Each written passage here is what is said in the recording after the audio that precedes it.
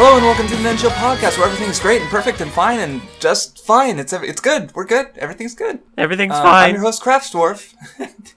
I'm your host, Craftsdwarf, and this is Math Wiz, as Everything's per usual. fine. Everything's fine. Math Wiz is fine. Everything's fine. Now they're not going to think it's fine. All right. Getting right into it. So, comments. Well, I guess I want to start off with this one. Austin Case had two. One I'm not going to respond to yet is how he asked how we're going to read One Piece because it's ongoing, and I'm actually going to answer that next time. You'll see. Though as for the one that he did, another one he asked, he pointed out that Kurenai's daughter is not Hope, but Future, Mirai, and I know exactly why I mixed it up. Because in Danganronpa, at the end of the first game, they're all like, Hope. And at the end of the second game, they're all like, Future. So I think the wires got crossed in my brain. So I thought Future, but my mind went to Hope, I guess. So, did you have any other comment, or should I keep going? I cannot remember who the person was who had brought this up, but in regards to today's episode, we can get this out of the way right off the bat.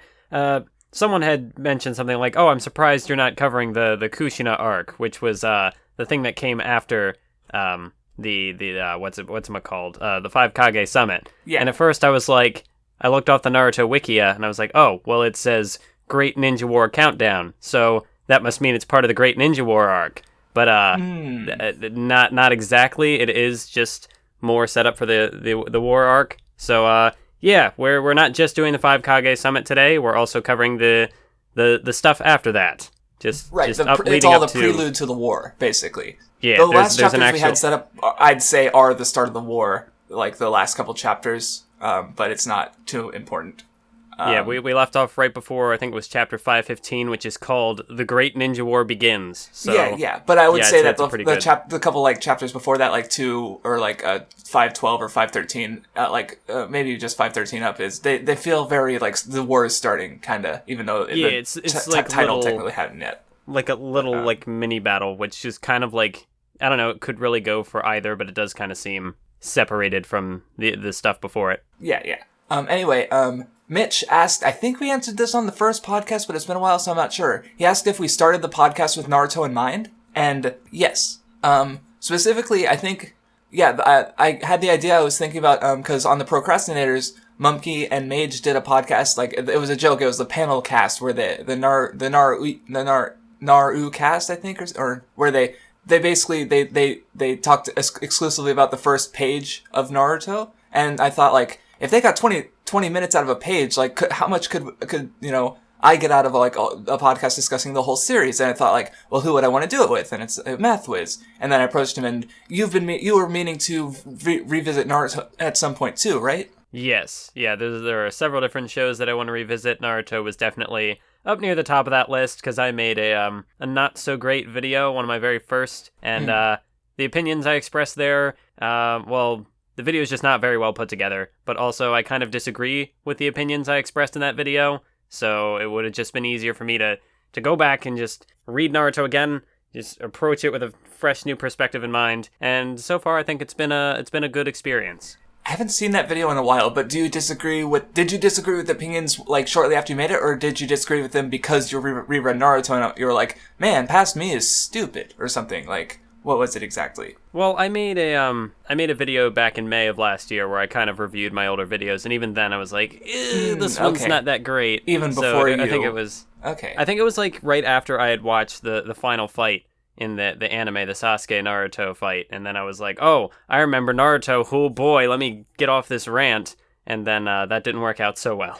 Okay.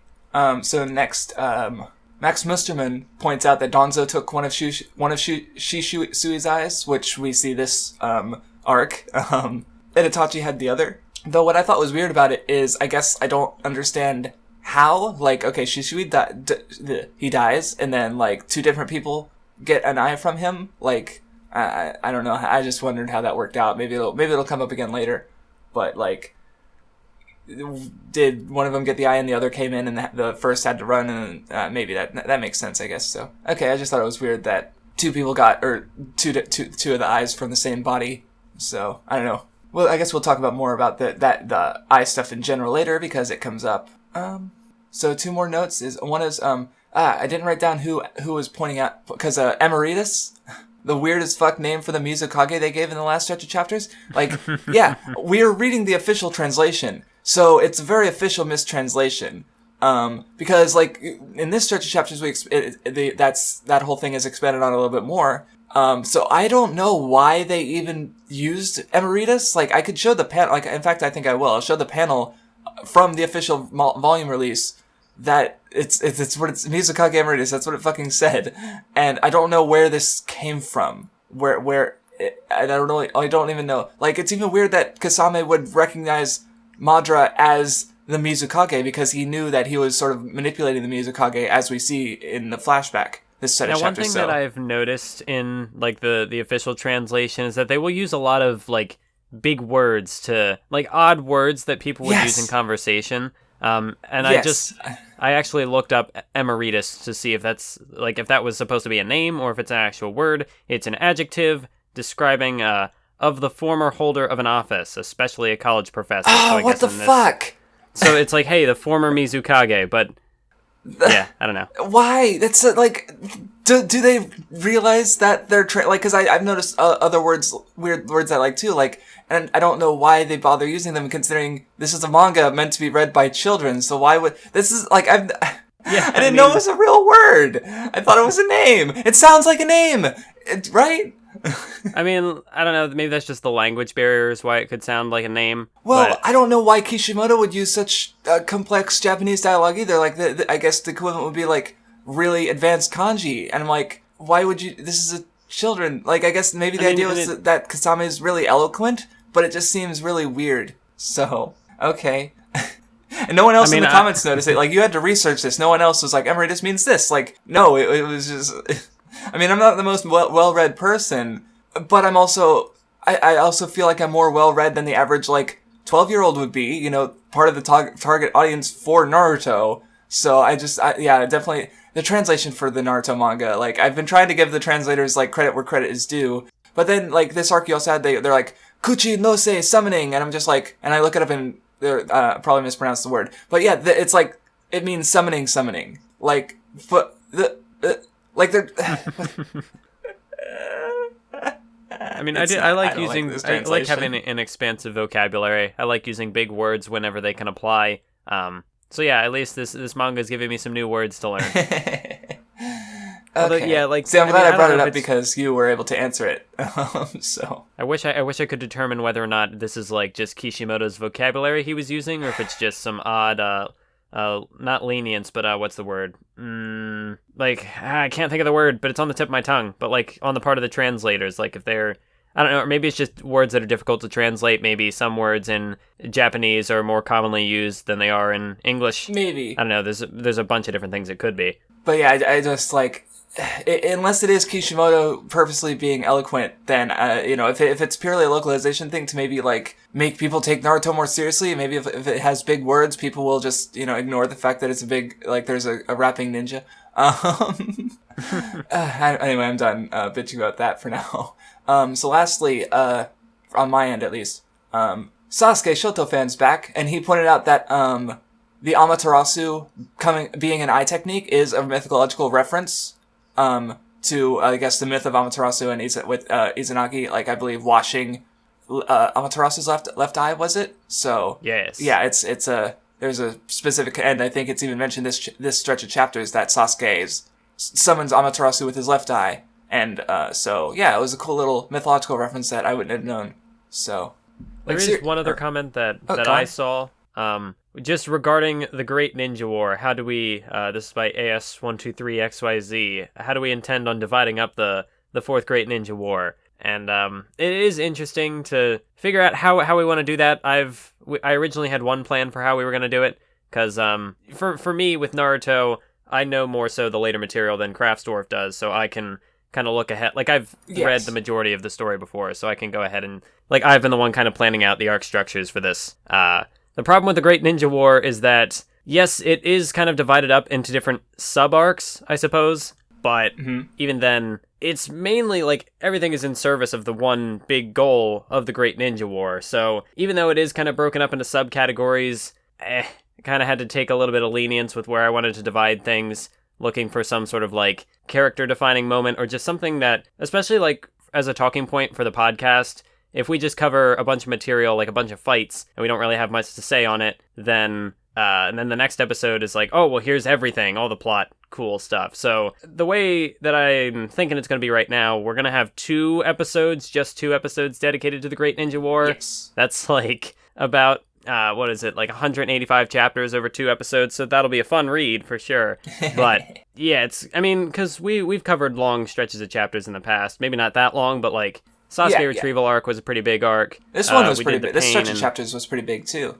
Yeah, and then the Pain Itachi stuff. I mean, this one was only 65 chapters, but it was still felt pretty big, so... But yeah, I won't go into the specifics for how we're dividing up the Ninja War. You can check that in the chapter titles of the next episode. Yeah. But yeah, it's going to be 2 episodes, split roughly down the middle. Not quite exact, with a slight leaning towards the first half being bigger, just because I kind of expect it to be a bunch of pointless fights. Because that's when I dropped it, during the pointless fights. Arguably pointless, I'd say. Because if there's a good reason, I'll defend that. Typically what happens with these shonen arcs, especially like how we've been talking about them, is we're kind of front loaded on all the introductory stuff, and then the end is just all the fights. So there's a little less to talk about. Yeah, but and I don't know when the exposition comes in during the Shinobi War, so we'll see. And oh yeah, one last thing on the mythological references is because, again, I'm not very huge on Japanese mythology. Like, I just know, like, little bits. So I feel like Kishimoto's done, a fair bit of research into it to make all these references. So I don't know, I just wonder if, like, how many more are there that I wouldn't have noticed? It's just like, it's a video idea that I, like, the mythological references in Naruto, and that I couldn't make because I don't care enough to make it, to find that knowledge that I don't have. But it would be cool to see.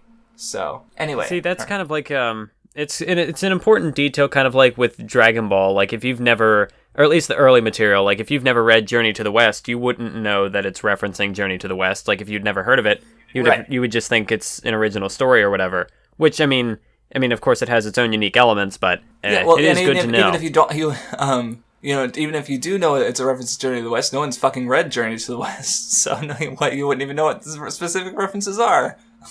So, no, that people have obviously read it, but I haven't.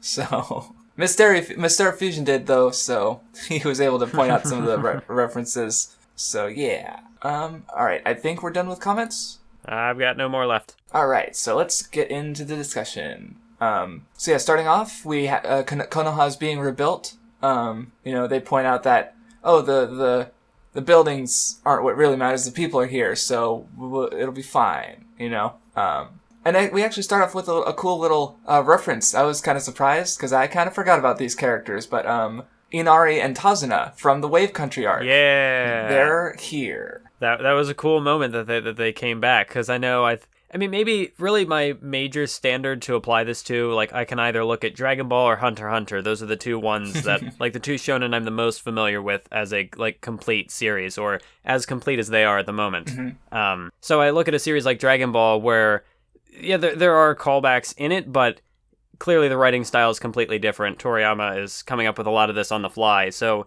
you don't really get kind of a callback like this in there. I mean, like, I think the most might be, like, Android 17 shows up as a park ranger in the Boo arc, but like, no, then again, I guess the Boo arc does kind of wrap a lot of that stuff up, but it was cool how, like, there's a practical reason, like, these guys come back, and I don't know, it was cool. It was nice to see him back, nice to see him older, and yeah, it was just a cool moment. And then, of course, that they're like, where's Sasuke? I'd love to talk to Sasuke, and then everyone's like, oh. Because that was kind of my reaction too, just because, of course they'd think that way. Of course they wouldn't know anything.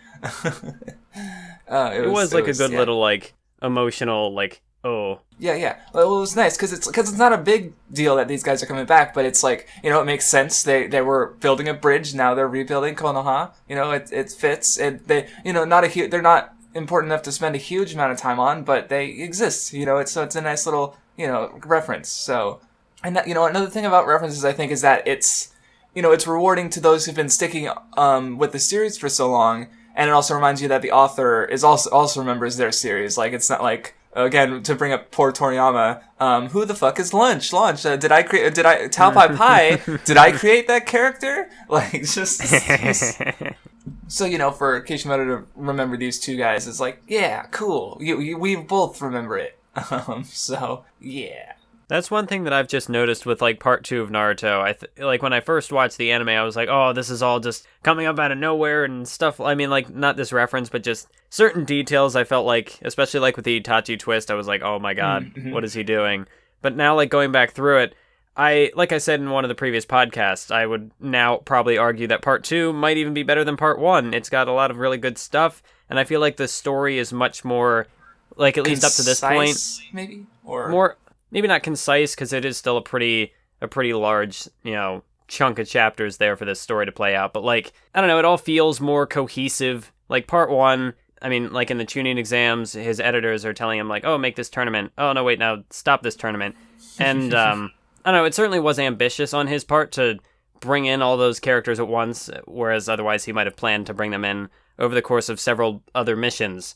But here in part 2, you can kind of tell that, he's found his place, he knows where he's going with the story, and it all ties together really well, which is something I have only been able to gain a proper appreciation for in revisiting these chapters, so I'm enjoying that. But anyway, so yeah, we've got the Lightning Ninjas. They went to see the Hokage, and Danzo's being all Danzo-y, scheming, and of course, they find out that, the Lightning... They're after Sasuke. And Naruto's he feel like he's able to connect to Sasuke a bit more because now he has lost someone he considered family and had to deal with that vengeance himself with or the idea of pursuing that vengeance with pain. So, but yes. Though also I was pretty glad this arc that Sai was getting a little bit more attention, like because he's under Danzo obviously. So, he's made to spy on Naruto. So there was a couple of cool side moments, there was one part where he's having emotions now. He's recognizing that, oh, this is anger. He's growing up. He's becoming a real boy. So I guess my thing on that though is because there was two jokey moments at the beginning of some of the earlier arcs, but other than that, he's really done nothing since the Tenchi Bridge. So it's nice that time has passed since the Tenchi Bridge arc he did and now but at the same time he hasn't gotten any screen time, so it doesn't feel out of nowhere, but it's also it's kind of understandable oh yeah, of course he'd start to grow emotions after a fair amount of time, but again he hasn't had much screen time, so Sai does some pretty cool things in this arc. Even though he is sort of gaining, he's kind of at an interesting middle ground in this arc where he's gaining those emotions and he's starting to form more stronger attachments to the people in the village, like Naruto and Sakura, and have feel these emotional reactions towards them. But also he's still sort of emotionally dense. He doesn't. I don't know. He has no restraint, I guess is the proper word. He doesn't understand, I guess, those sort of boundaries. So some of the information he dishes out in this stretch of chapters might be, he might not be sensitive enough, but it does kind of kick the characters into action, kind of motivates. He really is sort of, I don't want to say he's the sole catalyst, but he really does help move the plot forward. He talks to Sakura and that gets her to spring into action. He talks to Naruto and that gets him to do stuff. But he also kind of creates the problem. Sakura does some pretty reckless things in this arc, and it's because the thing about that is that because Sai recognized that she was lying, which he wouldn't have been able to do before. But he also, the way he sort of approached the situation, I feel like he didn't fully understand it. He was thinking that Naruto, the only reason he was after Sasuke was because of Sakura, which may have at one point been the truth. But I also kind of think that Naruto's desire is less out of because he likes Sakura, and more because Sasuke leaving, that's his family breaking apart. So I do think it's not just Sakura. It's and that's kind of what Naruto comes to the realization of too. It's he wants to save Sasuke for his own sake, not just Sakura's. So which is why it doesn't work. But but it makes sense that Sai wouldn't fully able to see that, be fully able to see that, especially when I'm not sure if Naruto was fully able to see that. And another side part I liked is I think he was talking to Kakashi, kind of questioning why Naruto, maybe I'll come back to it when I get to it in the skimming, because I did like that moment, but I'm just trying to fully remember it. But yeah, there's some other scenes going on. There's we see all the Kages move out. We get introduced to everyone. The Tsuchikage, the Mizukage, bunch of new characters. This is another one of those situations where Kishimoto is bringing in a lot of new characters all at once, but I still would say he does a fairly good job here. Like, obviously, we're only going to be able to learn so much about these characters in this certain amount of time, because there's also a plot that we kind of have to deal with, a pretty big elephant in the room that is this whole Sasuke situation. Yes. But I don't know, there's a lot of new characters that get brought in. Some of them are just going to be more interesting than others based on their gimmick, but I don't know, he's got a good variety of characters in there. Yeah. Well, one thing I was worried about, go on. I was going to say, unfortunately, I don't think he'll be able to follow through with all these new characters. Well, I wouldn't, in the long for a lot run, of them, I wouldn't expect them to be fully expanded on, but for some of them, yeah. But one thing I was worried about though is because when they introduced the Tsuchikage, the old geezer, and I thought about it, and it's like, okay, this is a man who was partially responsible for the war that caused trouble, Amagakura trouble. He was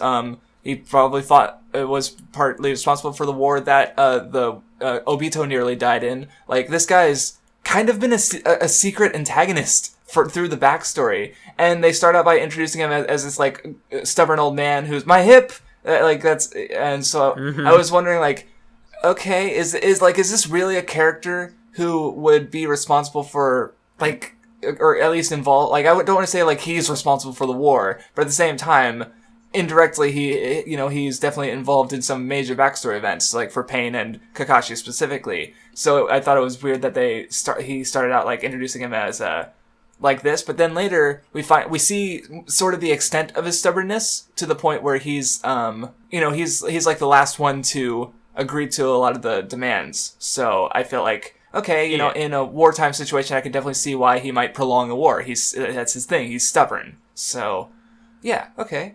But at first I was a little worried again because he's characterized it like, and then the Mizukage, she's like again the mist. Like, that's the thing is, up till now all these villages have been antagonistic pretty much. Like, these like the Rock Ninjas, have we seen? They've been either like background war characters or Akatsuki members, and then suddenly we get these guys, the Mist, Zabuza, Kisame. Like, that's it. That's our picture of the Mist up until now. So. Yeah, he's kind of got to make them, the audience want, they're going to be working with the main character, so they can't be obviously evil. But up till now, that's the only picture we've seen of some of these villages, so it's a tricky ground, I suppose. Anyway, so after that, there's a bit where Naruto refuses to sell Sasuke out to the Lightning Ninjas, and he gets pummeled, because he's standing his ground, and.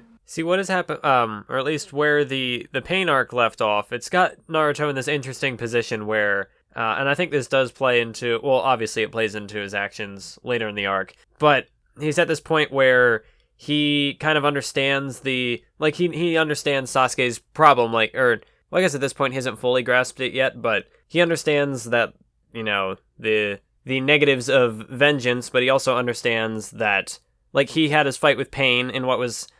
kind of came to this, not like the conclusion that's drawn with Pain. He kind of realizes that he can't just, I guess, get his way. Like, he has to sort of, what am I looking for? Not self-sacrifice.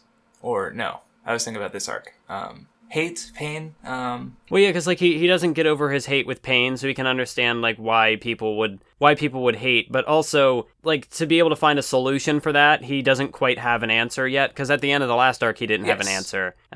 So he's he's struggling to find that solution, and so you kind of get a lot, like, this arc, you get a lot of Naruto's lowest points, like, even right here, where he gets pummeled. I mean... Yeah, he's not selling out his friend, so there's a sense of honor there, but, I mean, he doesn't really have any other answer except to just take the beating for Sasuke. And, well, that's kind of what it comes to really later, too, is he's the one who's going, like, like, they're talking about, potential cycles of vengeance, like, I think with, like, fighting lightning ninjas, like, if they killed, then, this person would spawn, and then, it would eventually go to war. And so, with Naruto and Sasuke, he even said, like, I'll fight you, and we'll both, like, one of us will die. Or I think he wanted both of them to die, because he would refuse to die to Sasuke. Or not that he wanted both of them to die, it's that if that was the only option, then he would take, like, he'd rather do that than kill Sasuke or let Sasuke die, kill him.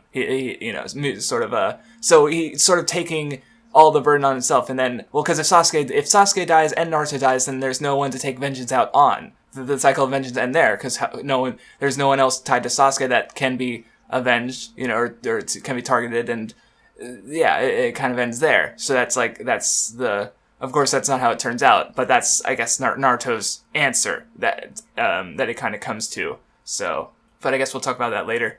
Though another thing that happened here that I liked is like Sai is asking Kakashi like, why would Naruto go so far with Sasuke? This was the moment I was forgetting earlier, but then Kakashi points out that Sai went beyond his duty to help Naruto out of the gem with the lightning ninjas. So he's sort of like, Sai, you're not really that different from Naruto, And Sai's like, oh, okay. That was another good moment I liked. Because I think I would say Sai is one of my favorite characters, even though he hasn't gotten any screen time up to that point, which is why I'm glad he is getting that screen time finally. Yeah, I've actually been pretty impressed with how my opinion has shifted with regards to Sasuke, or Sai or Sasuke. In that, Sai. I don't know. You what said I said. Sasuke, but oops. Well, Sai. Close enough. My opinions have shifted with Sasuke too, but in this instance, Sai, because before, I put him on the level of, like, Yamato, that, like, oh, here's another useless character who doesn't really do much. But no, there's actually more to Sai. He has a good character arc that he's still going through, and he actually gets to do some things in the plot every now and then. Yeah, rarely, unfortunately, but, I guess, he doesn't have the problem of overstaying his welcome, but I like him, so I wouldn't mind seeing more of him, or having had seen more of him. Because, again, during the last arcs, like last time when, or was it last time? When Hinata and Kiba and Shino were helping against Madara, and Sakura and Sai were just standing there, and it's like, okay, guys, why did they bring you on this mission? Just throwing that out there. If you guys aren't going to do anything, and then again during the war, like during the Pain Assault, I don't remember them helping much. So, well, no, Sai was out of the village, so there was nothing he could do. He was just kind of not there. Right. And then in Akatsuki Suppression, he was he just got sent off to find Shikamaru, which didn't even need his help. Right, he just kind of, So anyway, Naruto decides he wants to talk to the Raikage about Sasuke, and then we get a little scene of Danzo killing some dudes to point out that he is not some just old dude, he is a strong boy. And this was important for later, I guess, so... It didn't take up too much time, though, so it's fine.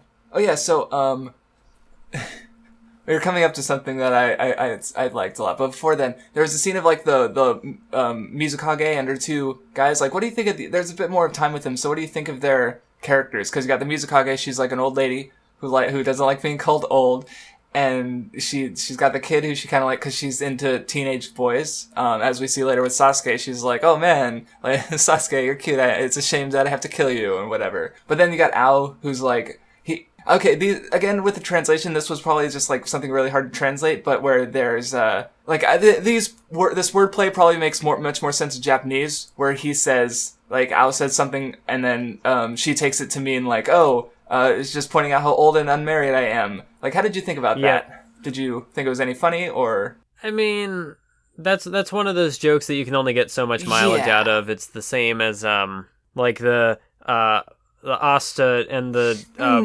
what's the nun, right? The nun yeah. in Black Clover, yeah. You can't get much out of that. So it's like, if it's funny the first time, it'll get old. If it wasn't funny the first time, it'll get old.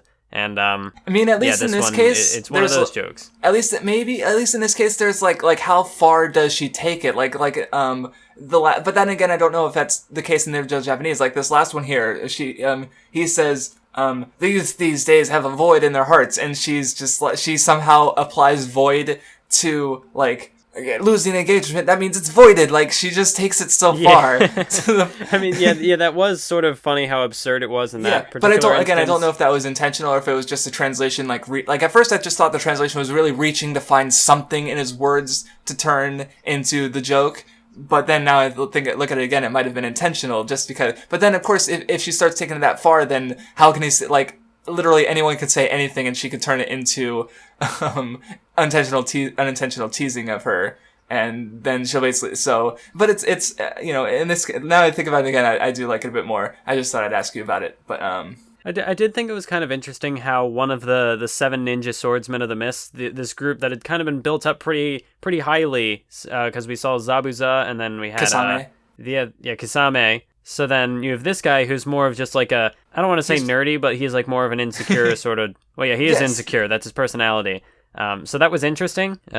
Nice little, I guess, subversion of expectations there. Yeah. Although I can't say, I mean, you wouldn't expect to get super invested in a lot of these characters, so there's only so much mileage I've gotten out of them so far. Yeah. Oh, no, I just thought I'd point it out because her quirk specifically might be worth discussion. The one thing I did want to say is, like, I guess we could have talked about it later, but I guess I'll bring it up now, is with the Seven Swordsmen of the Mist specifically, like, okay, what are they?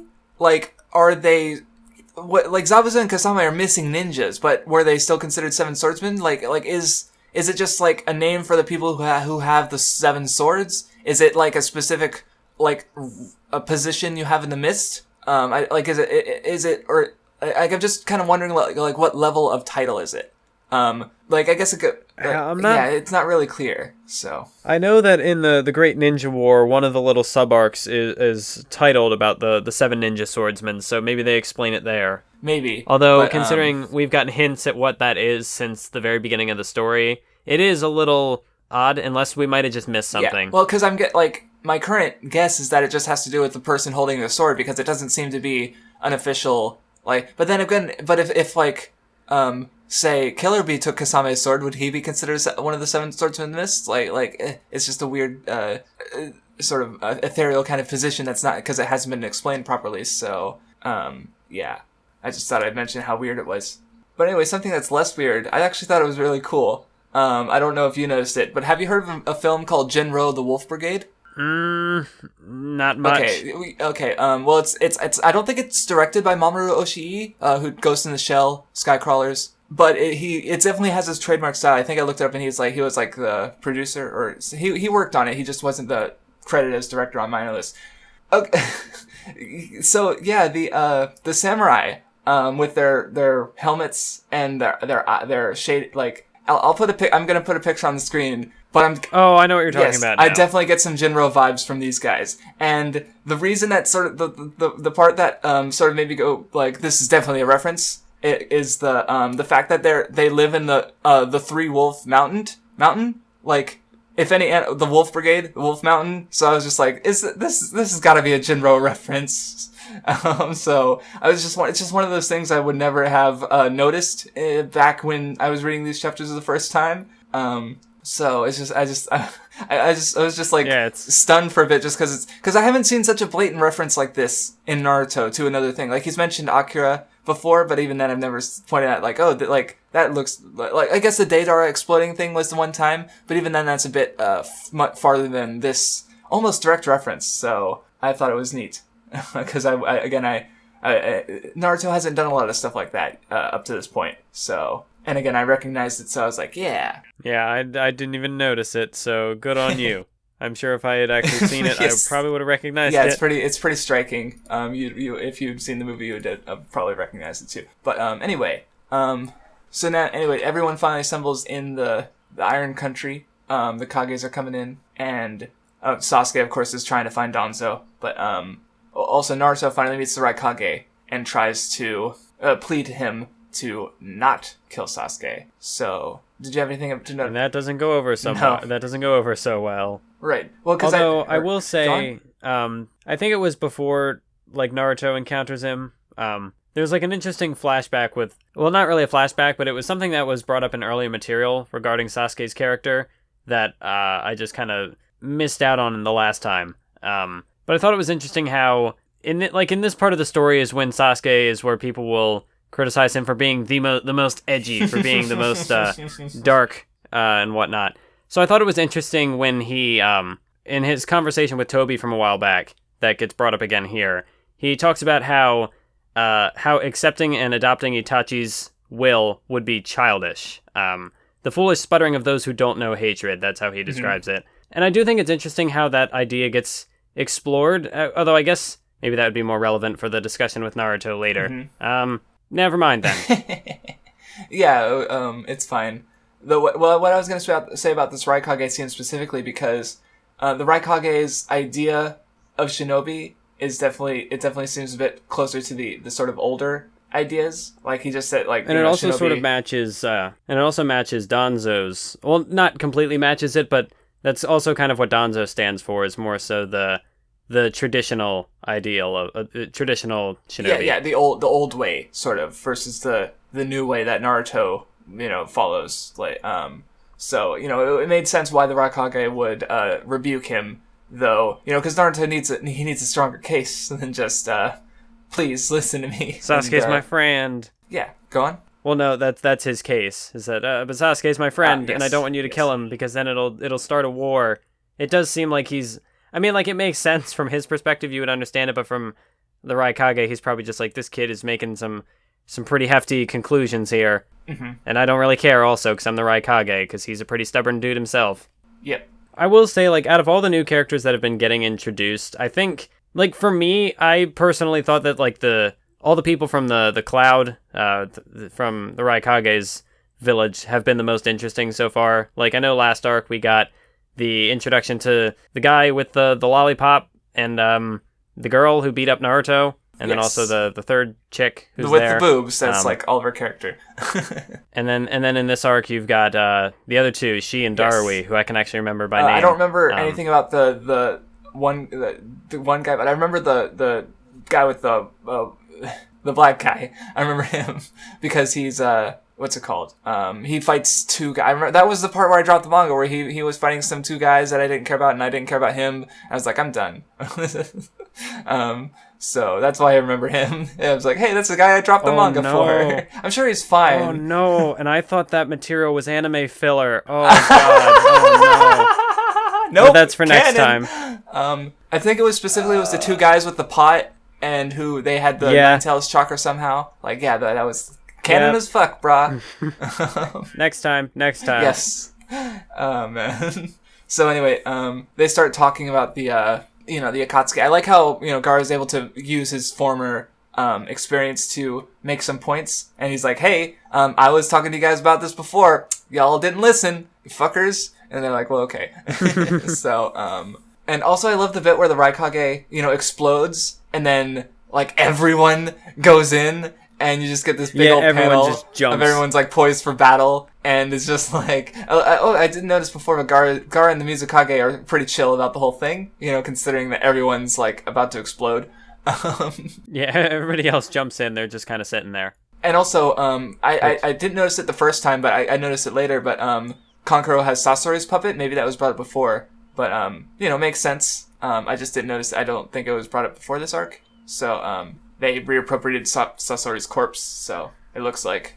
Yeah, I wasn't 100% sure if that was supposed to be Sasori or not. I don't see a reason why. I don't remember. I think it kind of looks like him, and I don't know what else. It's such a specific like human puppet that I don't know why it wouldn't be Sasori. Yeah, so Kankuro's previous designs they seemed a little less human. They were all yes. Well, Crow was kind of humanish, but then the salamander one you had the Crow. And the I forget. I think he had a third one that he barely used because he got fucking wrecked by Sasori. So, yeah. But yeah, this one is much more human looking, and considering that the last time we saw him would have been the Kazekage Rescue arc, it just makes sense to me that it's Sasori. So, yeah. I'm sure it's written down somewhere on the Wikia or something, but maybe it was even explicitly stated. I don't remember. Anyway, also I like how after this everyone chills the fuck out and backs off. And the Raikage says this for like the first time out of 3, but he likes to point out that the Kumogakure has not produced any Akatsuki members. Like, yeah, you guys are the one who's making the Akatsuki. You leave me alone. And I just thought that was funny because like he says like 2 or 3 or more, or 1 or 2 more times after this. Like, so he just really wants to point that out. Like, Kumogakure did nothing wrong. Yep, he sure is proud of that. But then, anyway, I do kind of like how they sort of like go on and like everyone's suspicious. Like the Akatsuki might have been formed in Kirigakure. The sand was pretty bad for a while. Just kind of like everyone's and other nations have been using the Akatsuki because they're cheap and efficient. So I do think it's interesting how like I don't know, the way that politics can be applied, or at least like I don't know, shonen series typically have a point where they get to this sort of stage. I know Hunter x Hunter has been delving into like more political stuff with obviously the election arc and the Dark Continent especially continues forward into Dark Continent. But here, I mean, I do think it's interesting how Kishimoto does bring in these elements. I think he does so pretty well. Yeah. You've got the power struggle between the nations. Obviously, they're not just gonna get along right away. Yeah. And you have, all this bickering between them. It's a good way to kind of get an insight as to who these characters are, while also kind of dishing out details about the plot, dishing out, trying to progress things in that discussion.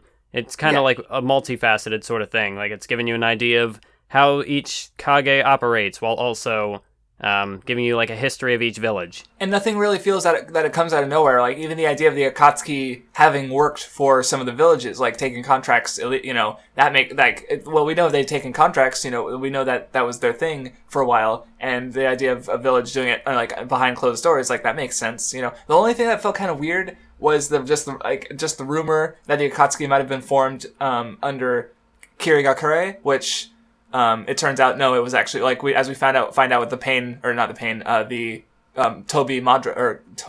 Toby Conan fight. Fucking these characters, and they're having 5 different names, tripping me up. The Conan mentions that she formed Akatsuki with Pain and Yahiko, and then Madara appropriated it basically. So it really, but again, Madara has connections to the Mist with keeping the one Mizukage under control. So it makes sense. It kind of makes sense why that rumor came about, I suppose. But then the question was also like how much knowledge was around, or it's not too big a deal. It's just that was the one thing that doesn't 100% make all the sense, but it's not enough to bother me. It's just I just noticed it.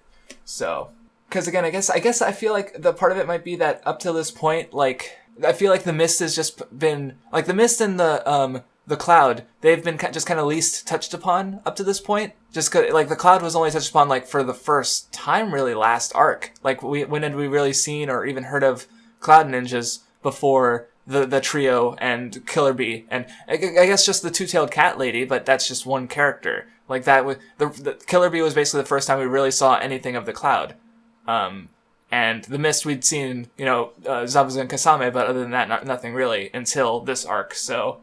I guess that was just sort of a thing to just actually have the Mist. We hadn't gotten a whole lot out of I don't think we'd gotten a whole lot out of the Stone either. Stones, well, they've been sort of like the flashback antagonists for so again, not a whole lot, but I guess not quite as much. Well, I guess I would say that as a village, we've seen more of them than the Mist or the Cloud as a village. Just even if it's just as an antagonist to the Leaf during the wars and stuff. So. Because we've seen, like I said, Zabuza and Kisame, but they're just individuals who aren't even connected with the Mist, so they don't we heard about him, I suppose. But anyway, they decide to form the army, and Danzo's being a sneaky breaky. He's manipulating everyone and trying to get his way, which ironically works against him because I don't know, he's evil. He can't help it. Well, I don't know. He's not evil. He's just misunderstood. We'll get to that. But, I especially thought it was interesting because Mifune even said that, hey, Danzo, if you weren't an evil dick about it, manipulative dick about it, I might have actually accepted you as leader regardless, just throwing that out there. And Danzo's like, well. But also we find out that that was sort of interesting how his more extreme ideals ultimately kind of came back to cost him in that situation. Yeah. Though, I can't take any risks. I got to make sure we get this done, and it backfires. Right, he was so cynical that he just couldn't see the idealistic option as being possible when it kind of was. So, and that fucked him. But anyway, and there was a bit with Ao. He's got the Byakugan, which I thought was interesting because it was the Cloud that had trouble getting the Byakugan, and then suddenly the Mist has it. And I was like, oh, okay. And also kind of... See, I thought it was interesting when I was going back through these chapters because I had obviously... I knew that he had the Byakugan because I had already seen it. So when they did the reveal for it, I was like, oh, that's right. That was a secret up till this point. Well, I just saw, eye patch, and I was like, oh, yeah, so there's the Byakugan. He's got it. Cheater. It was an interesting twist. With your meta knowledge, you were able to see through the eye patch just like he can with the Byakugan from the other side. which I thought it was a cool use. it makes sense, like, because, Hyuga, they have both eyes, so there's no point hiding it. But he has one normal eye, so he can actually hide it with the eye patch, and the Byakugan can just see through it when he actually needs it. So I like it. It was like it's not even a big thing. It was just a neat way of hiding, because he's a ninja. Of course, he would want to keep it a secret. Like now, with the eye patch, it looks like he lost an eye, but then in the battle, he can boom. I've got the Byakugan. Now, not only do I not have two eyes, but one of them is really, really fucking good. So, it's just a neat little tactical choice that ties back to his character design. So, yeah.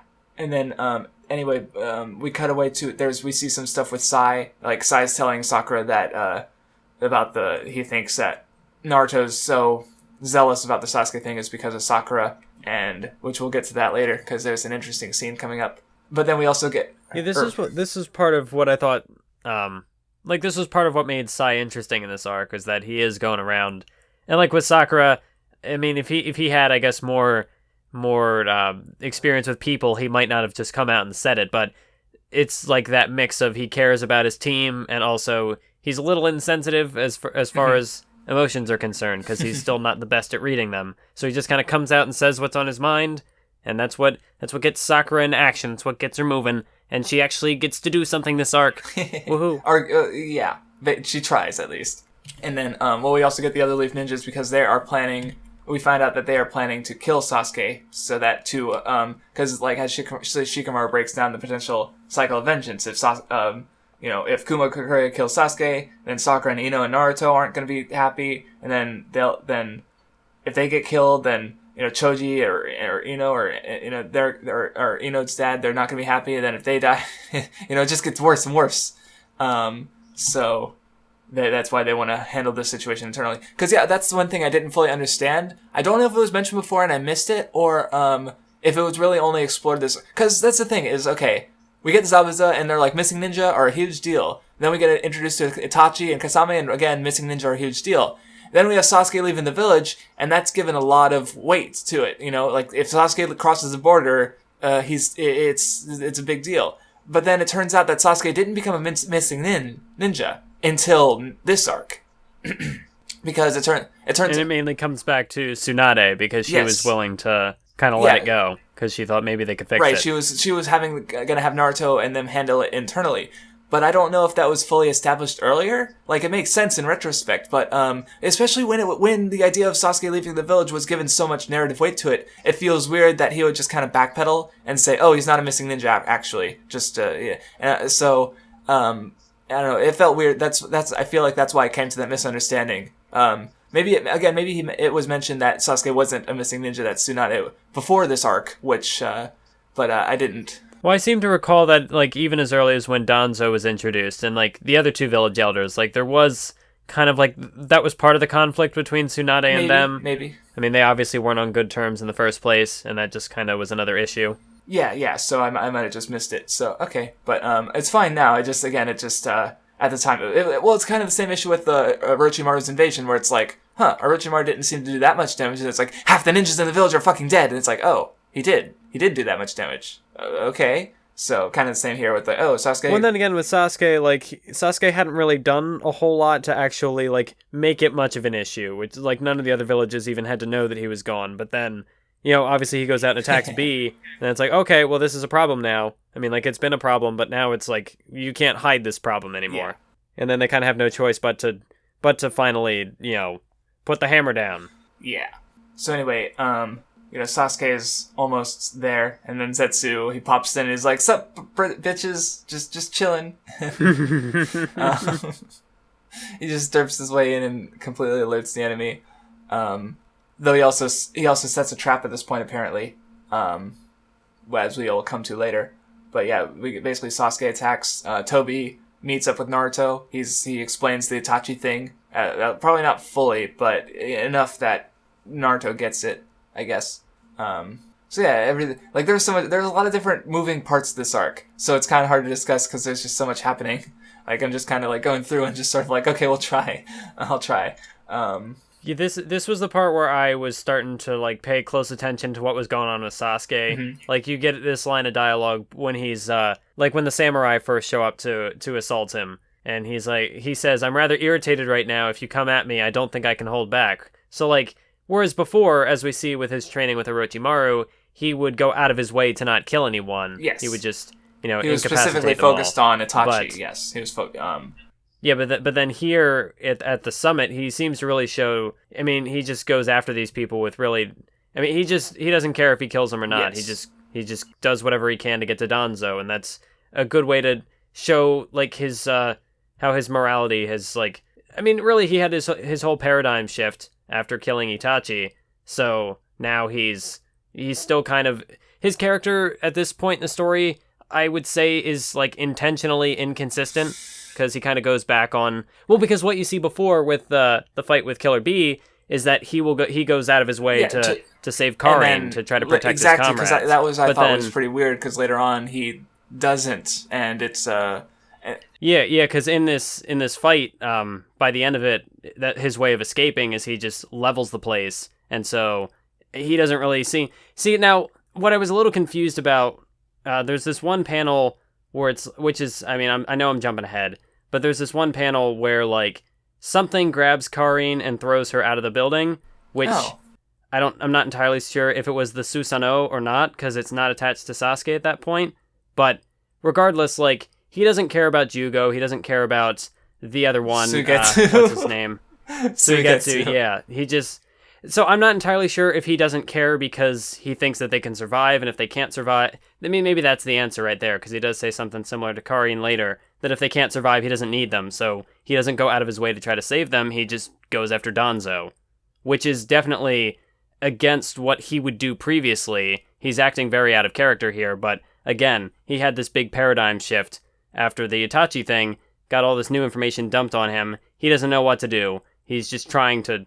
Like, I mean, yeah. Well, I guess if I had to level in or lay an interpretation down, it's possible that by rejecting Itachi's desire for peace, he's also rejected his internal desire for peace. He just kind of almost wants chaos. Perhaps he's fine with death. He's just like he's gone too far on the other, like Itachi's like, no, do this, and he's like, no, Itachi, you're not my real dad. Again, and he's just like going even further against Itachi's wishes than he really should, if, for his vengeance crusade, maybe. But again, it is, like, a bit inconsistent, like, because if he did rescue Karin, then, even then, the Killer Bee fight did happen after the Itachi thing, so, but then, he was fine with Jugo and Sugetsu getting wrecked, and then later he injures Karin of his own volition, so... Yeah, it's a little weird. And then, of course, there's his specific comments when he does see Naruto and Gang again, though I want to get into those when we get into those, so... But anyway... and then you even do get... I don't want to forget this, because it is definitely... Kishimoto showing self-awareness in his inconsistent characterization with Sasuke, because when Sasuke does get into that fight and he starts killing the samurai, you have a very clear panel of Suigetsu saying, hey, after all his warnings to me not to kill anyone... He's out here doing all this.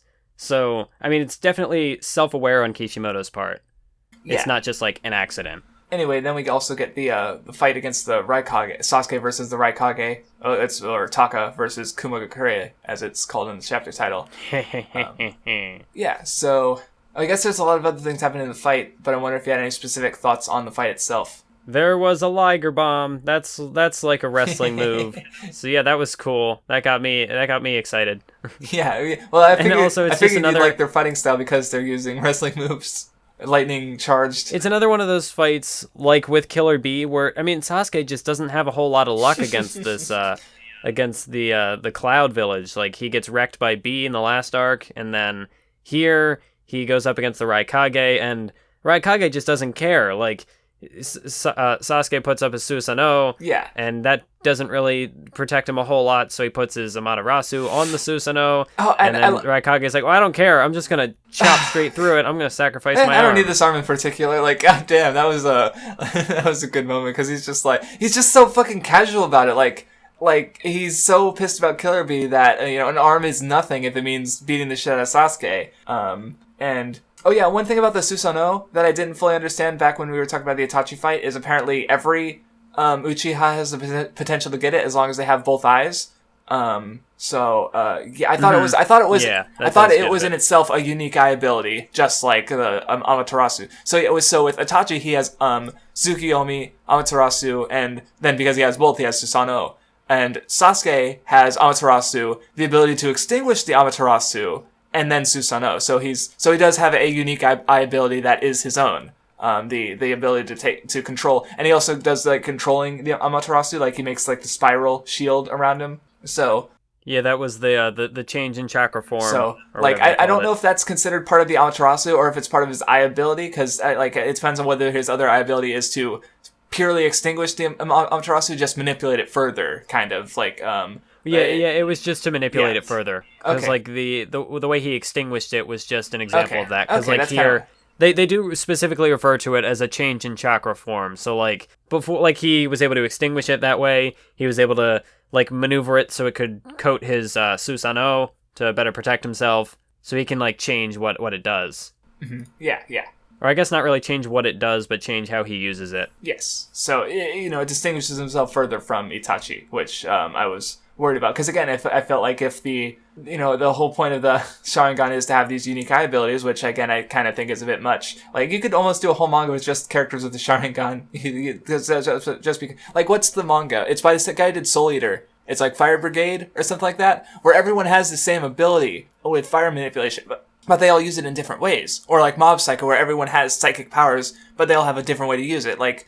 The Sharingan is kind of like that, except in this other manga with tons of other abilities. Or like how everyone in Hunter x Hunter has, well, not everyone, but characters have Nen, and they use Nen that's a bit different, but you get what I mean. So yeah.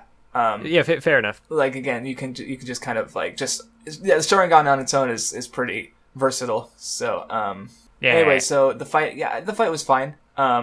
It's just very chaotic. Like, there's lots of characters going on, and Sasuke's getting kind of wrecked a bit because again, he's up against the Kage. I mean, that said, he did considerably well. Like, I think would you say? I mean, I guess he did technically.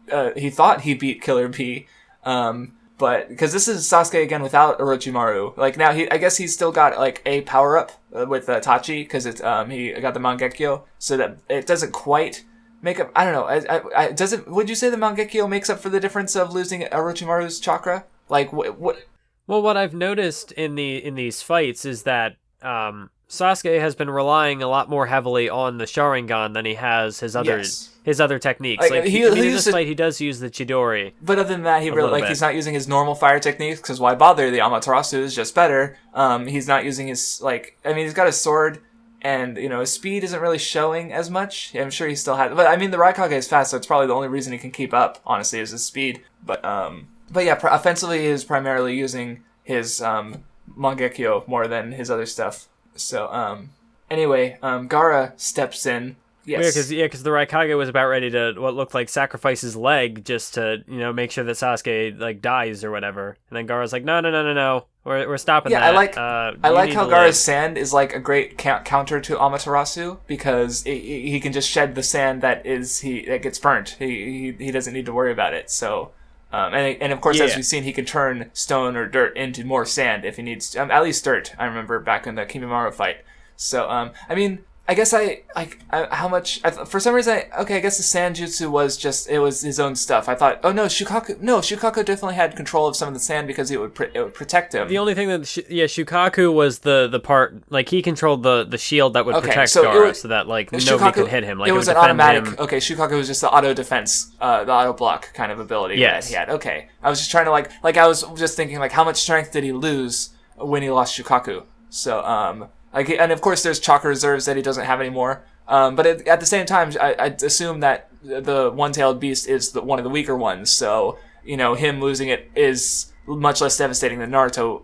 It would be if Naruto lost his 9 tails or Killer Bee lost his 8 tails. So yeah. But because he does see we don't see a lot of him. But he was strong back in the day too. Like it took Naruto needed to tap into the fucking 9 tails to beat him. So. And summon Gamabunta, that's like Jonin level easily, to fight the one-tailed Gaara. So yeah, and I guess, but anyway, as far as this interaction, I thought it was interesting because, the way I saw it, I don't know if, because it looked like Gaara's trying to sort of convince Sasuke to not be a dick.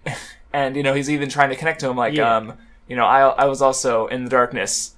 But, because Gaara cries, and I think that might be a bit, I guess I can see why, but, what I think's happening is that he wants to be like Naruto. He wants to do to Sasuke what Naruto did to him, and sort of be the one to pull Sasuke out of the darkness, like Naruto pulled him out of the darkness, and he failed, so I guess that's why he cried, so. Yeah, if you had to make a comparison, he would be like, Gaara is the Todoroki, whereas Naruto would be Deku, and then I guess Sasuke would be Ida, so, like, he's trying to pass on what Naruto passed on to him. Oh, yeah. And at the same time, he also sees himself in Sasuke. He sees, like, where Sasuke is, where he's been. So in a sense, it's like Gaara is saving an image of himself. Yes. He's trying to save Sasuke the same way that Naruto saved him, and he can't do it. He fails. Right.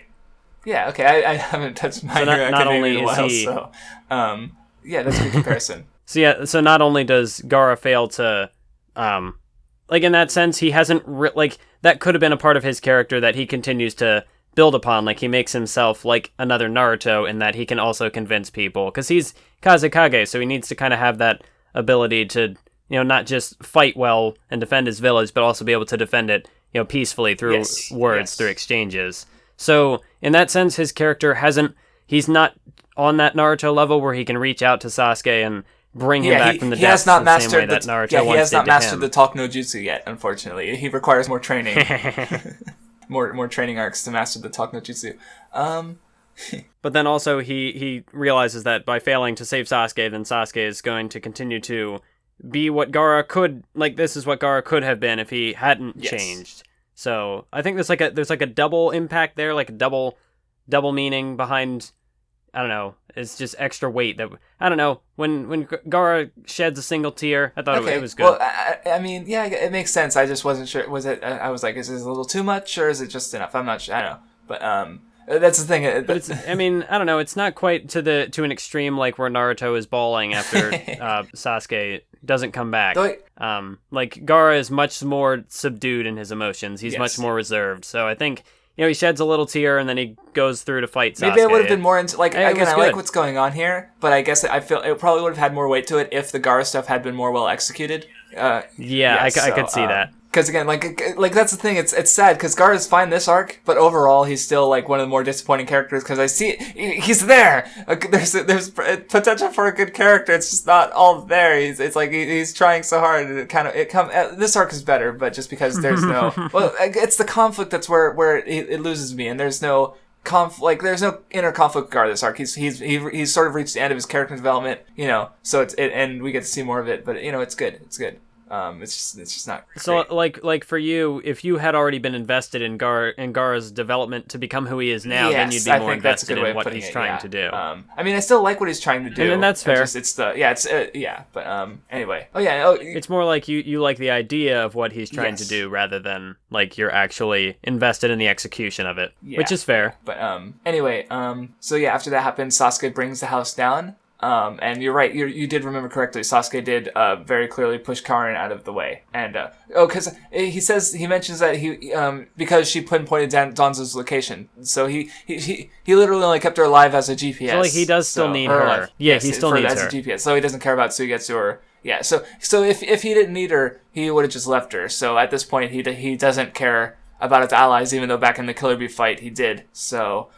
I guess the other thing is that the difference is Danzo is, the object of his desire. Like, if he got caught up trying to save his allies, then Danzo had a higher chance of escaping. So he's just kind of gotten tunnel vision, I think, is another aspect to it. Like, if he spent more time not killing the samurai or going out of his way to help his allies, then everything like that could risk him not getting to Danzo. So yeah, I didn't think about that earlier. So I think that's fair, as to why he's acting like this, why he's like so. Yeah, I guess it's not really out of character. It makes perfect sense. Well, the only reason why I said it was kind of like inconsistent in that, like, I guess what he was before. This is not like the Sasuke of old. He wouldn't have done this. But then again, it's constantly brought up that, you don't know Sasuke anymore. This isn't the same Sasuke you once knew, Naruto. Yeah, well, it's... I don't know, Kishimoto really follows through on that with the way he executes his character. Because, like, I might even argue that, Sasuke might have done this if it was Danzo was involved. So, yeah, it's more of a just, the goal is in front of him, so...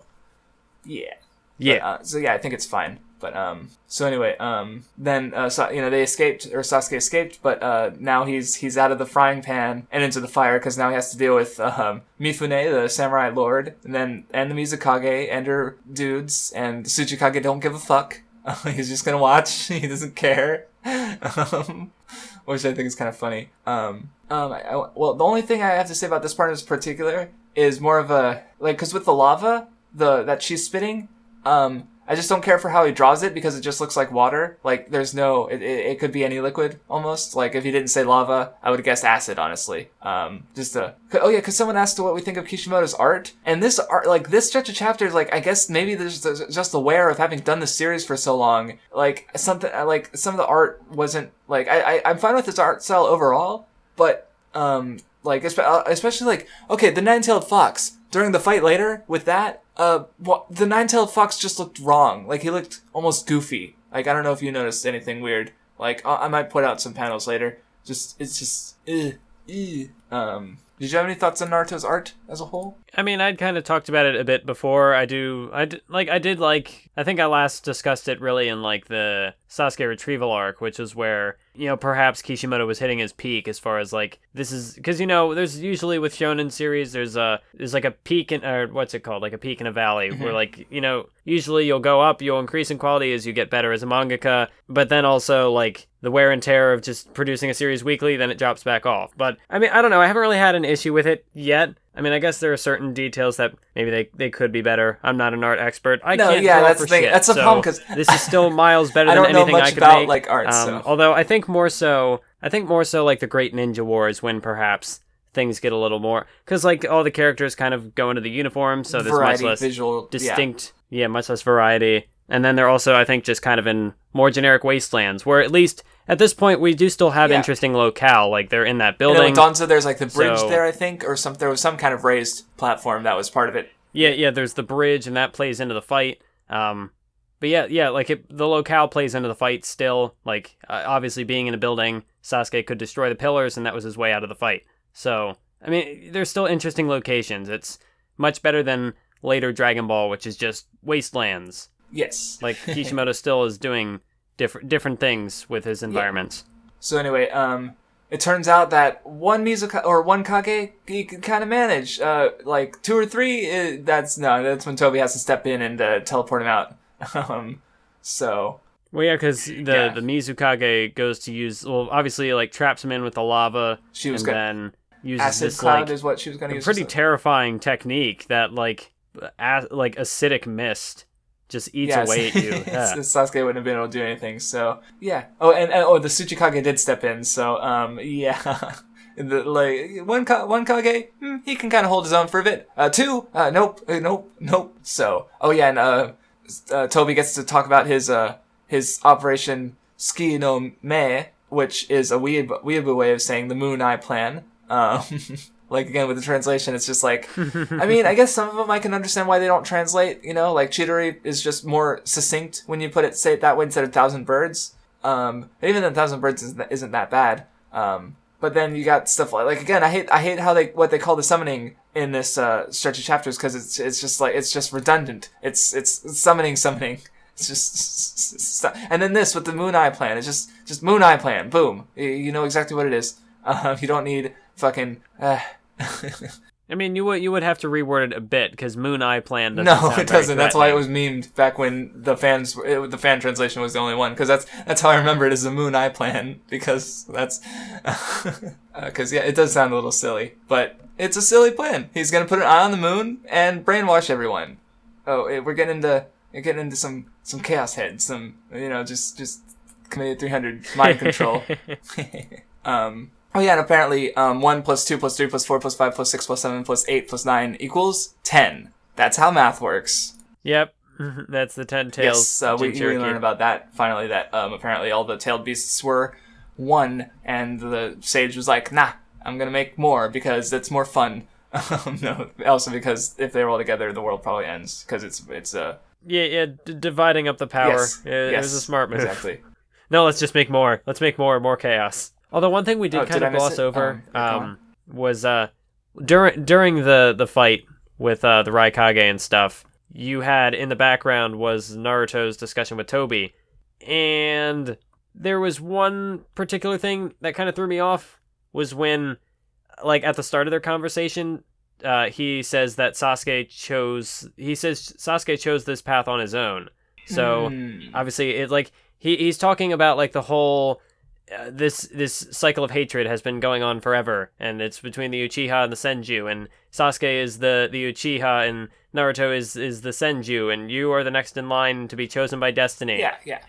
So which is it? Did Sasuke choose the path on his own? Is it all destiny? Does personal choice have anything to do with this? The fate question kind of did they just happen to fall into this destined? I guess it's like a question of how does Kishimoto define destiny? Like, is it something that is like strictly predetermined, like with the prophecy stuff, or is there also like self-control involved? Like, can anybody fulfill this destiny? It's just a matter of life decisions that put them in that path. I'm a little uncertain. Yeah, okay, let's not get into the existential determinism argument. Anyway, because it is a bit. I guess that's the thing. Is again, it kind of like does it detract from the like, I guess it goes back to the Naruto Neji stuff where, does the idea of fate detract from what Naruto wants to do? Like, because he even kind of accepts it. Like, he says, I'm going to be the one to fight Sasuke. Like, he seems to be fine with it. And he also feels that he's the only one who really can. He doesn't want the other Leaf guys to fight him. So, yeah. Oh, yeah, there was one thing I wanted to mention, but it actually comes later, so I was confused. What did you think about the designs for all the other tailed beasts? Because we finally actually see all of them.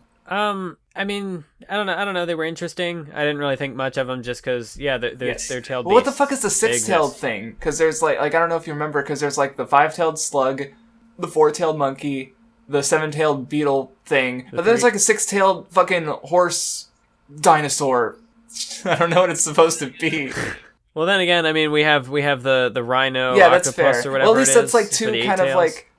Because the thing with the head of the its legs look kind of horse-ish, but I don't know what its head is supposed to be. Like, is it supposed to be a lizard? Like, what is? I don't know. It's a little weird. Like, at least octopus, like it's an ox body with like 8 octopus tails, so I can kind of see.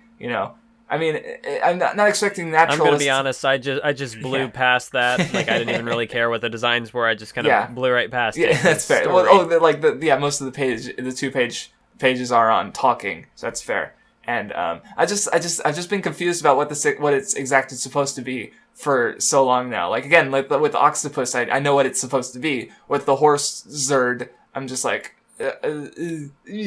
So maybe I'll find out. I'm sure if it was like a recurring character or something, I'd be more confused about it. I'd be more vocal, but it's a tailed beast. It's just been on my mind for years. Okay, there. So anyway, moving on. I just thought I'd bring it up. So yeah, Toby declares war, and I like their little talk about the Well, okay, Danzo's shit. We can't trust Danzo at all. So fuck that. Who should be the real Hokage? And they go for. I like how they go for a Kakashi. Gaara's like, yeah, Kakashi. He trained Naruto, and Raikage's like, oh yeah, I saw that guy like 3 seconds ago. He can't be worse than Danzo. And even this. Yeah, and that's his reasoning right there. It's like, well, I mean, Danzo was pretty bad, so as long as it's better than Danzo, I mean, I'm okay with that. And Tsuchikage, of course, recognizes him as the White Fang's son. So, it's just they're just kind of like, yeah, Kakashi. He's the best choice. So, and he was even brought up back in the last arc too, so it makes sense. But yeah, they also come up with. I like how there's like because they're talking about protecting the 8 and the 9 tails Jinchuriki because they're in danger, and Raikage's like, well, Killer Bee may be alive, but he's also a handful. And then Gaara's like thinking about Naruto and is like, yeah.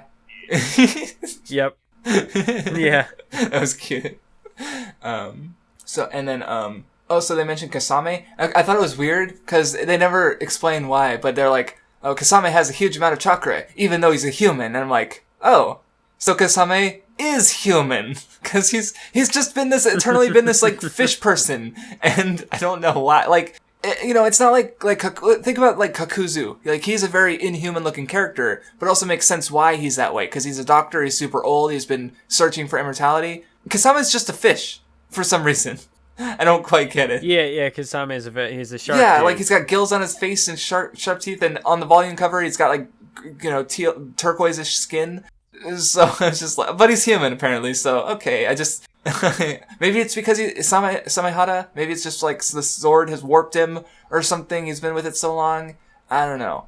And and he does like transform into a fish later. That's like. Kyuubi did something like that way back in the Sasuke retrieval arc. He fused with Akamaru to make like a two-headed dog monster. So the half shark form was fine. It's just Kisame, his design has always been like, why? Because that's the thing is like you think like, oh, I like One Piece. One Piece has a lot of ridiculous designs, but in One Piece it's appropriate for the setting. Like it even brings up like the question once of like why are these kids so huge, and it's like, oh, like, or they bring it because there's like giants, there's a race of giants, but there's also like big humans where humans will just there's just humans who are just 20 feet tall, and it's just like, yeah. And when asked about it is because there's some children who were sized up basically through drugs, and the doctor character mentions that they're not giants, they're like or that big humans, they just are big. Like, that's the thing. Like, it's weird. It's purposefully weird. But this is a more grounded series, in a sense, at least with its characters. Like, if a character looks inhuman, there's usually a reason for it. And Kasama is just, kind of, like, he's like, I can't think of another, like I said, I can't think of another character quite like Kasame. He's unique. And I don't have a problem with it. I just thought it was weird. It's another thing I've been thinking is weird for, like, years. So anyway, speaking of Kisame, he gets a little fight with Killer Bee. Oh no, that doesn't happen yet. Never mind. Oh shit, there's a much more important thing before that, but there was. Yeah, I was gonna say. I saw him with because Kisame does attack Killer Bee, and then it cuts away, and I was like, so because the owl gets caught in a trap by a dude, and that's a thing that doesn't really matter now I think about it. Like, we see... because he was, like, pursuing Danzo, and then they're like, oh, we're going to take your Byakugan. And then there's the conflict of, oh, are they going to get his Byakugan? And then they don't get his Byakugan. And that's just I do like the bit later where the Mizukage saves him, and then she figures out that it's not him. It's a trap. But then it just gets resolved, and that's it. So it's just kind of like a time killer, almost. Not an egregious one, but, again, it doesn't really lead to much. It's just sort of like keeping these characters out of the way of other characters, kind of, so they don't mess things up. Kishimoto's got a story here. So anyway, then we get a really good, interesting scene where Sakura says, "Naruto, I love you," and Naruto's like, "Stop trolling me, bitch." You're lying. You don't think that. So yeah, I thought this was kind of interesting because like Sakura's like, she's trying to like. You force yourself to say she likes Naruto, and Naruto's like not into it at all. Like it's like, oh, you think, oh well, Naruto's been into her he was into her in part 1, but since part 2 he really hasn't been like much at all. Like they just kind of been like there have been like moments referencing back to it, like, oh, are we gonna go on a date, or like Sai saying, you like Sakura, don't you? And then Naruto's like, what? Do I like Sakura? But it's like, very much toned down. It was kind of cemented after. But because like at the end of that moment in part 1, and you even see it in the flashback, just like in Naruto's expression, in what he says, like he realizes, okay, I'm never going to be with Sakura. This isn't happening. And so then after that, it kind of disappears from the plot. Well, and the thing about that specifically is that, like, again, the reason I felt like he liked Sakura was just because, Sakura liked Sasuke so much that Naruto kind of wanted that, especially considering Naruto was alone for so long. It's only natural that he would want someone to show that exact same devotion to him. And now, not only does he have that with Hinata, not that that's been brought up since, like they didn't actually talk about that, but then in Sakura just flipping so easly, it shows like, like she even says it's fickle. But that would go against what Naruto likes Sakura for. Like, as a kid, he kind of liked her for an impossible reason, like, or for at least for the idea of him getting with Sakura. Because if Sakura were to stop liking Sasuke, then that would also show that she can stop liking him.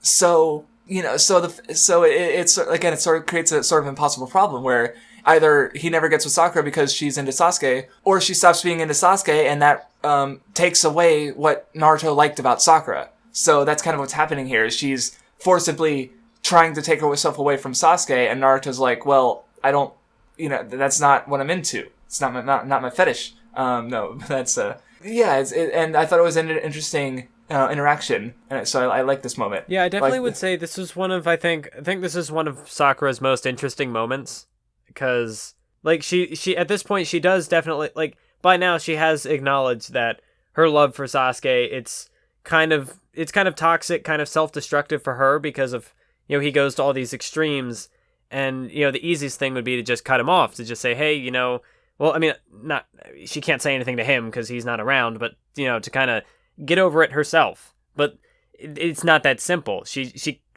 can't do that. Mm-hmm. Yeah, and right. This did remind me how when Tazuna and Inari show up in the beginning, when they talk about how Sasuke disappeared, Tazuna was like, "Oh, were you in some weird love triangle or something?" Which was kind of funny, because that was definitely true. That was a plot thing at the start of the series, and then it just kind of went away, which was interesting, I think, like, up until this point, how it did just kind of fade away. And that's just kind of how, like, if you're not going to be able to be with somebody, I would imagine those emotions just kind of gradually disappear. And that's kind of what happens here, until it's, eventually there was this point, which was sort of the, it all comes to a head, like, it had to be addressed. Yeah. Well, I like how it illustrates how the characters have grown up. They're not children anymore, they've gone through, like even later Naruto says that, Sasuke, we're A-class ninjas now. They are, and Naruto, because Naruto's Jonin level there, or even above, he's probably Sannin level at about, give or take. Sasuke's there too. Well, yeah, definitely by now, because Jiraiya's gone. He's inherited Sage Mode. All his Rasengan. He uses Sage Mode better than Jiraiya ever did. Yeah, exactly. So, I mean, he didn't quite take out all. I don't think did he take out all 6 pains, or were some of them were taken out before he got to that point, right? I don't remember. I think he took on 5. Okay, so. Okay, that's still quite a bit. And of course, he wasn't alone either. He was, but neither was Jiraiya, so it's fine because he's had summons and stuff.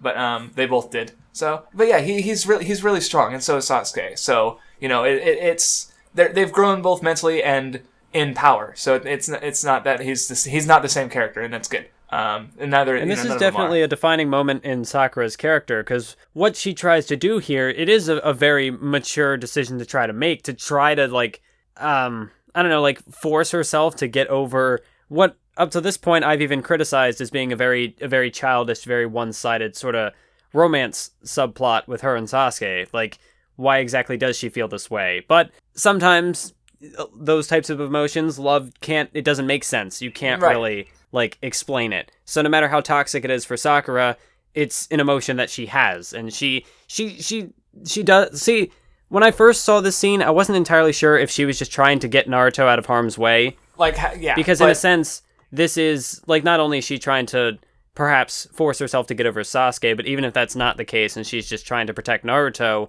that's still a pretty... I mean, that's an interesting decision to make then, because she is not in love with Naruto, but yet, at least, it kind of implies that she would be like... Because if she confessed to this and Naruto accepted it, then she'd be stuck with Naruto for who knows how long. But, like, would she be willing to make that sacrifice to keep Naruto away from Sasuke? Right. And that's interesting, that Sakura would even consider that. Right. I mean, that's a big decision to make for her. So even though, like, she doesn't do much in fights, she's not one of the strongest characters in the series, this is a pretty powerful moment for her. Yeah, I think, it's definitely one of her strong, like, it's probably, I've tried to compare it to the Kazekage rescue stuff. Like, I guess we'll have more to say about it later, because she's not quite done in the arc. But yeah, it's definitely a good... like I said, I thought this was an interesting conversation. Though, also, I do want to point out that... I just feel bad for shippers, because, like, I kind of talk about it in my video, what's the deal with because I don't understand shipping, and it's like because shippers invest themselves so much in the relationships of fictional characters, regardless of whether those relationships are appropriate for this character or story. And so, like, when I just remember there was a lot of butthurt in the end when Naruto got together with Hinata and not Sakura, just because, like, there were a lot of Naruto Sakura shippers, and they wanted a relationship that wasn't fitting for the story, so they got butt blasted when the story didn't cater to their demands. So it's like, well, maybe you should have thought about like, see, that's the thing, because even when I do, like, oh, those characters look good together, You know, I'm not going to get butt mad when they don't get together because it's not my story. Instead, I'm just going to ask, like, is this better for the story? And in this case, I do think this moment is good for the characters and story. Like, even if it's specifically keeping these two apart, you know? If they were forced together, it could be bad, you know? Like you said, like, would Sakura even be able to force herself to be with Naruto after liking Sasuke so much? Like, how fake would it be, you know? It's, unclear, you know, we never see that, but it's interesting to think about. And I do think it's sort of interesting, because most people will criticize shonen for being sort of like wish fulfillment stories, and that is part of their purpose. But like in a situation like this, where, I mean, I'm not gonna lie, I was a kid once. I could relate to Naruto in that, like, you know, he wants this girl that he can't have, and so then like he gets shut down here. So in that, it's kind of like the opposite of wish fulfillment, because instead of, you know, the hero gets what he wants in the end and da-da-da-da-da, happy ending, fantasy, whatever. There's this moment where, like, clearly that doesn't happen. Yeah. Naruto has, like, he's gotten over Sakura, no matter how hard it was for him at any point. Like, and then Sakura does this, which is almost kind of a slap in his face. Like, you know, she's lying to herself, lying to him, Yeah. I mean, yeah, she's trying to protect him, but I don't know, this is, like, from Naruto's perspective, this would be, like, if that were me, I'd be pretty insulted if this was the case. So, I don't know, it's just interesting to see that scenario. It's interesting how that little love triangle is revisited at this point in the story. Yeah, I did like this moment quite a bit. I'm not sure if it's my favorite in the arc, but I did like it, because it was just interesting. Yeah, I wouldn't say it's my favorite in the arc either, but, like, I was actually surprised going through this arc, because when I first watched it in the animated form, I wasn't too big on it. I don't know, because this was around the point where I was falling out of the series, and I had a much different opinion on Sasuke in particular, and he plays a big role in this arc. But this was kind of a mixed bag for me back then. Now, this is probably, like, when we do our final arc rankings, this will probably be near the top of my list, because there's a lot going on here. Okay, cool. I mean, there's a lot more that we haven't gotten into that that tops what's going on here, but even this moment, there's a lot going on with it that I can appreciate. Yeah, it's cool. So anyway, I guess we're done with that, because I mean, well, there's more to go into later, but it'll happen later. And so because now we get the and you kind of get another Killer Bee versus Kisame. Oh yeah. So what did you think about this fight? Oh boy, I know they do kind of like cut back and forth with it. A little bit. But I remember when I first watched this, especially because, as I just said previously, this was around the time when I was falling out of Naruto. The big twist at the end with Samehada, that pissed me off. So, like, at least, like, now I knew going ahead of time that, like, obviously that wasn't the end of the fight. It was a trick. With me, deception. It was actually, like, or by twist with Samehada, you mean Kisame is not dead? That twist? Or... Well, yeah, because I was like, no, his sword betrays him after he's beaten B, and then he gets killed. That's stupid. I was mad at that too at first, but then I thought about not mad, but I was just like, well, that's because I was like, wait, it doesn't make sense for the sword. Like, okay, the sword betraying Kisame because it wants to eat more of Killer Bee's chakra. I can kind of see that, but the sword like giving Kisame or Killer Bee chakra, like, wait, no, your deal is eating chakra, not giving chakra. Stop that, you stupid sword. Like, that's where. Well, that's not even necessarily true because, like, I mean, that's how Samehada and Kisame work. Oh, no, I know. Well, I mean betraying Kisame to give away chakra. Like, I felt like if it steals a hungry sword, you know, it has a symbiosis with Kisame because, you know, they both mutually share some of their chakra and fight to get more of it. But, you know, betraying that symbiosis to give away chakra, I was like, eh. But then, of course, it turned out that it was all a ruse, so it was fine. Yeah, because if that was the end of the fight and there was nothing more to it, oh my god, that's unsatisfying. Like, Kisame has been built up, like, he's been a background sort of threat for all this time, and then that's how he goes out. Oh my god. You know, a Kage, like, the double lariat, like, that was cool, but, like, it wouldn't have been a possibility if Samehada hadn't revived B. Yeah. So, like, just the way it all played out and me not knowing what's happening ahead of time, I was like, oh my god, you're kidding me. But no, it's fine because it's all a fake. Yeah, and we skipped, the fight like itself right was pretty interesting. But... yeah, we just skipped to the end because that was the biggest talking point I had with it. But the fight itself is kind of interesting. You've got one thing I liked is when because you got Kisame has an advantage over Killer Bee because he can drain his chakra, and I like the bit where like Killer Bee, even though Killer Bee has mastered his form, he still goes to the sort of the monsterish form like Naruto did with his four tails. Well, because I thought it was neat because like there's a there's reasons to be in his different forms. Like, he doesn't just go straight, Eight Tails, in big monster form, even though that would be his most devastating. He goes into this more smaller, contained form. And, he has a reason to do it, and he's, in control. And I was like, oh, that's different. Because he has all 8 tails. It's not like it's a partial one like Naruto's was. So I just thought it was interesting that he did that, and that was, because again, Killer Bee is, like, one of the only people who has mastered his, beast, so... Well, even then, you did have a moment where, like, when he had channeled the tails, he only used 7, and then you had the guy who was with him like, oh, he's only using 7 tails. That means he's holding back. It's like, thanks, guy. I couldn't have got that from the illustration. Well, maybe. Although, to be fair, if you hadn't bothered to if count, I was just... then you wouldn't necessarily have noticed, so... Yeah, that is fair. But, yeah, it was a little bit on the nose. Also, we get another of, Killer Bee's, lariats, or lariat... I can't say that fucking word for shit. Lariat. And you see fucking Kisame's ribs again, and it's just like, Jesus fucking Christ, this is a killer attack. Yeah. Oh, man. Ew. No, it's fine. But of course, we get to see Kisame's regeneration abilities because of his sword. And then I do kind of, there's like the little tactical battle at the end with the big water bubble, where, so one thing I'll say, because the thing is, one of the reasons Killer Bee didn't transform into his 8-tailed form was because he didn't want to, A, destroy the area, and B, he was trying to keep a low profile.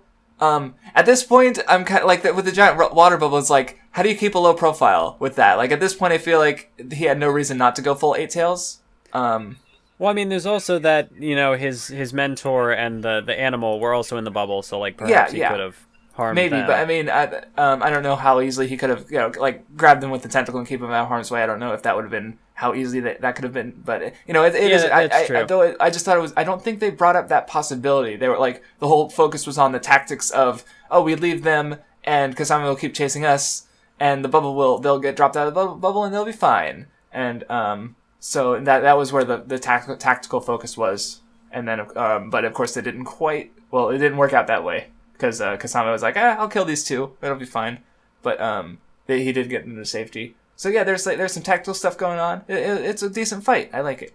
And I don't think there was banter, but there might have been a little bit of was there? I don't know, talk. No, I don't think they were really talking to each other about their abilities. Like, it was mostly centered on the internal narration, and again, they were talking to each other. But I don't think there was a moment where, because Killer Bee, he's a Jinchuriki. That's his primary fighting ability, and lightning. So it's not like Kisame really needs to have Killer Bee's abilities explained to him. And Kisame's are pretty straightforward too, I'd say. So I think that helped the fight a bit. It kept him from talking too much about giving their opponent an advantage by telling him how their powers work. But yeah, then of course the fight ends. I guess Kisame kind of, because he has Killer Bee beaten, or it looks like. But then I didn't think about it. Okay, so did I miss something? But why did Kisame because he kind of gives up. The sword betrays him, and it seems like he's like, oh wait, what? But then did he, I'm just trying to think, did he know that the Raikage was almost there, and that he would be fucked if he did try to take Killer Bee, or?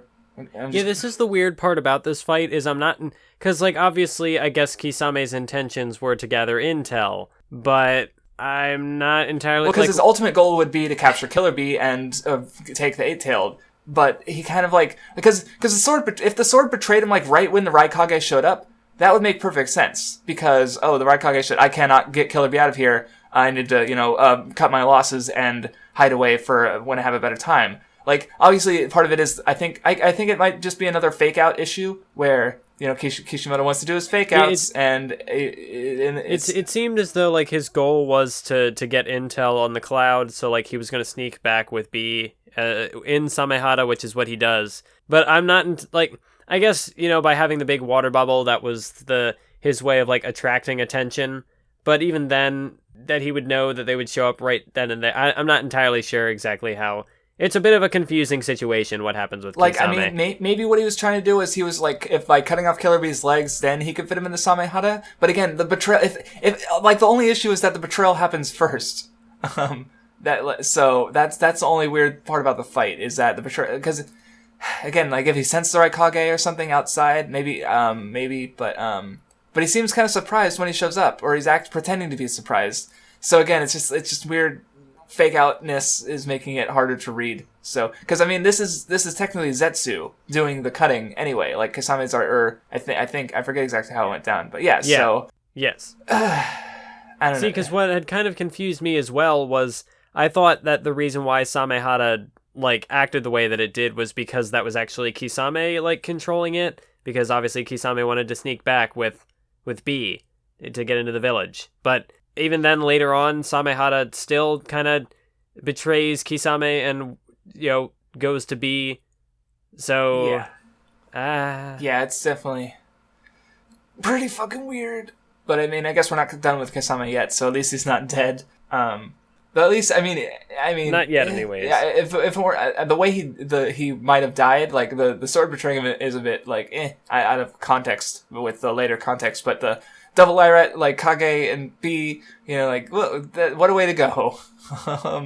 Lariat, fuck, I mispronounced it again. I can barely speak English. There was someone who's like talking about my pronunciation of the Edo Tensei.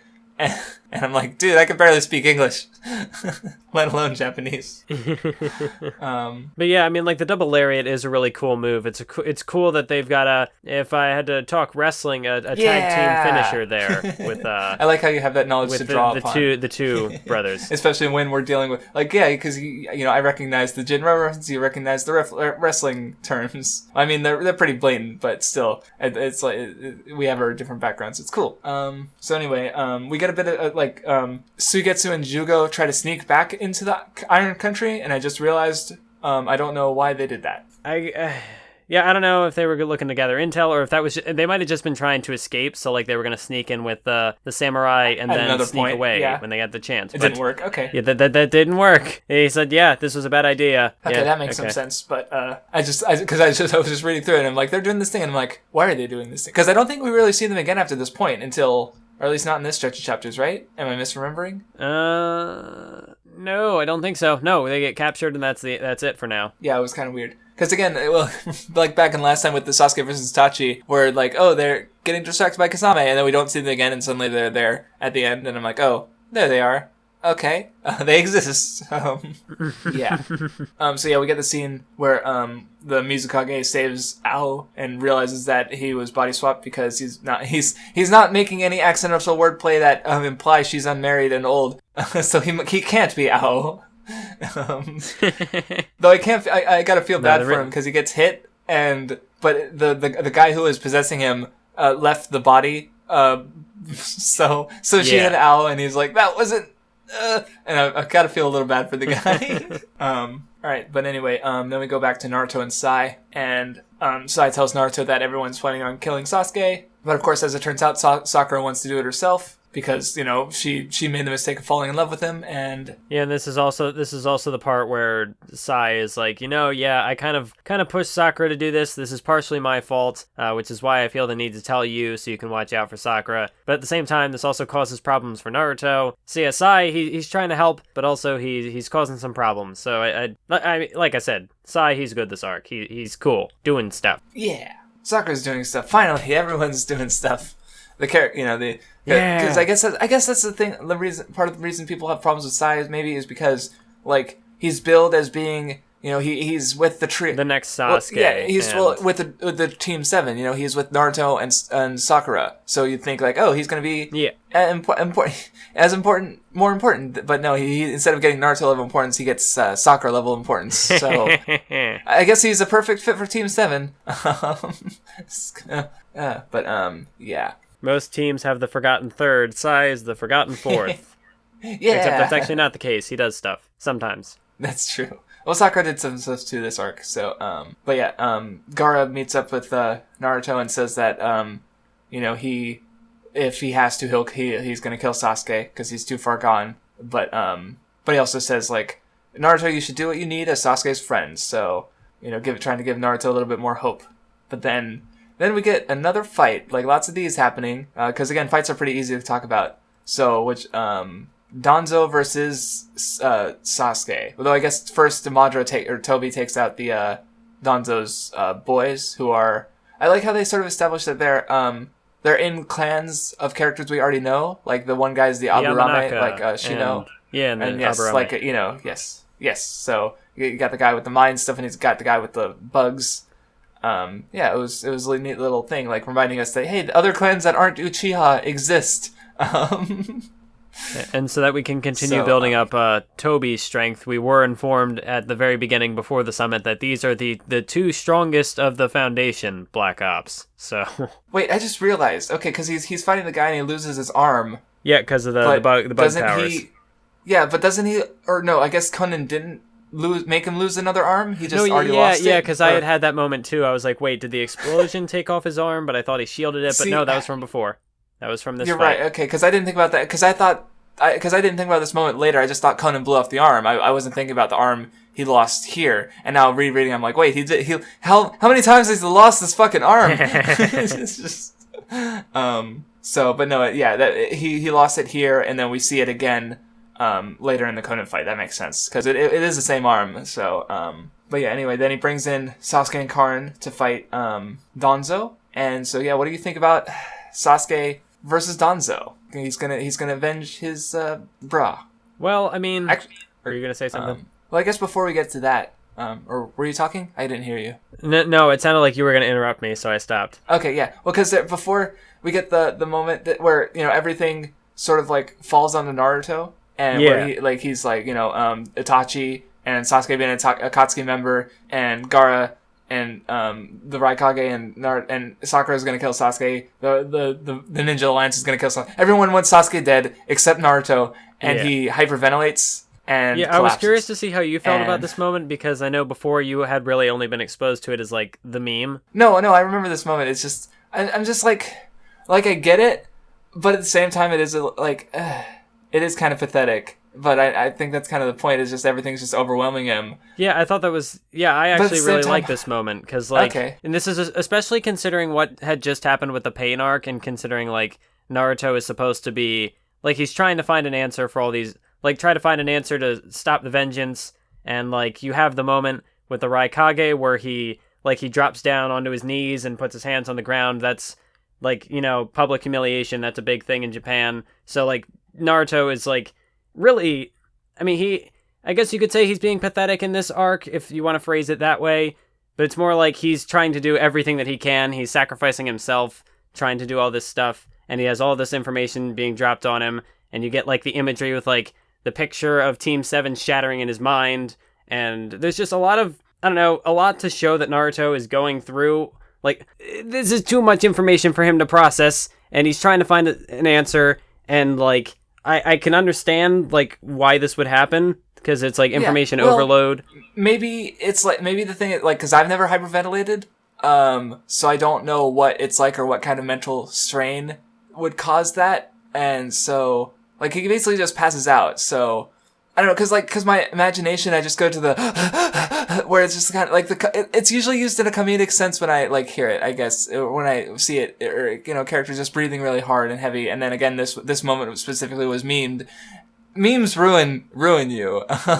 So again, I get why he did this, just I get him crying at the end of the Tenchi Bridge arc. I'm just not sure how if I don't know, it's just a bit of a disconnect to me. Maybe, Matthews, you need to find a way to make me hyperventilate, then I can connect to Naruto. I don't know if it's he was hyperventilating, but I know, with a ton of stress, I've never Actually hyperventilated, but I've definitely had moments where I've had difficulty breathing, chest stuff, I can't think of the word, constriction. So if it was a mix of that as a stress reaction, and also hyperventilating. Because with me, I guess my stress reactions, I'm more like Sasuke, because I've had moments I remember at work where I'd just be in a really really shitty mood. I don't even remember why. Just specifically I just want to lash out at something, and I remember once, I think there was just an ear of corn on the ground, and I was just mad, and I just I stomped it. It was perfectly good ear of corn. Could have just put it back. Instead, I decided to fuck this ear of corn in particular. So that's my stress reactions. So I'm not. There's a bit of a difference, because I know I've lashed out in anger before too, especially as a younger teenager. But this, I guess, is more of just especially with Naruto, because he's trying to perhaps do more than he can, and he's taking all this burden on himself. And I don't know. Yeah, I guess there are just moments like that where you think maybe he's blowing it out of like, I don't want to say blowing it out of proportion, but like, I don't know, with stuff like this, you just kind of have to take it one step at a time. But with Naruto, like, there's no real way for him to do that at this point, and so like it all just hits him in this giant wave at once. Yeah, because the thing is he has to respond to this. Like, he meets Sasuke within, like, the hour, so, or two, you know, it's not very long after this, he collapses, that he runs into Sasuke again. So, you know, it's all forced on him very quickly. Though I guess another thing is that if he, say, instead of reacting, you know, hyperventilating, he lashed out angrily, like, which is something I might be more likely to do. But I guess, like, that would go against his desire for peace, you know, like, if he... Yeah. But that would also, like, more... Well, because later on, there's the bit with the Dark Naruto.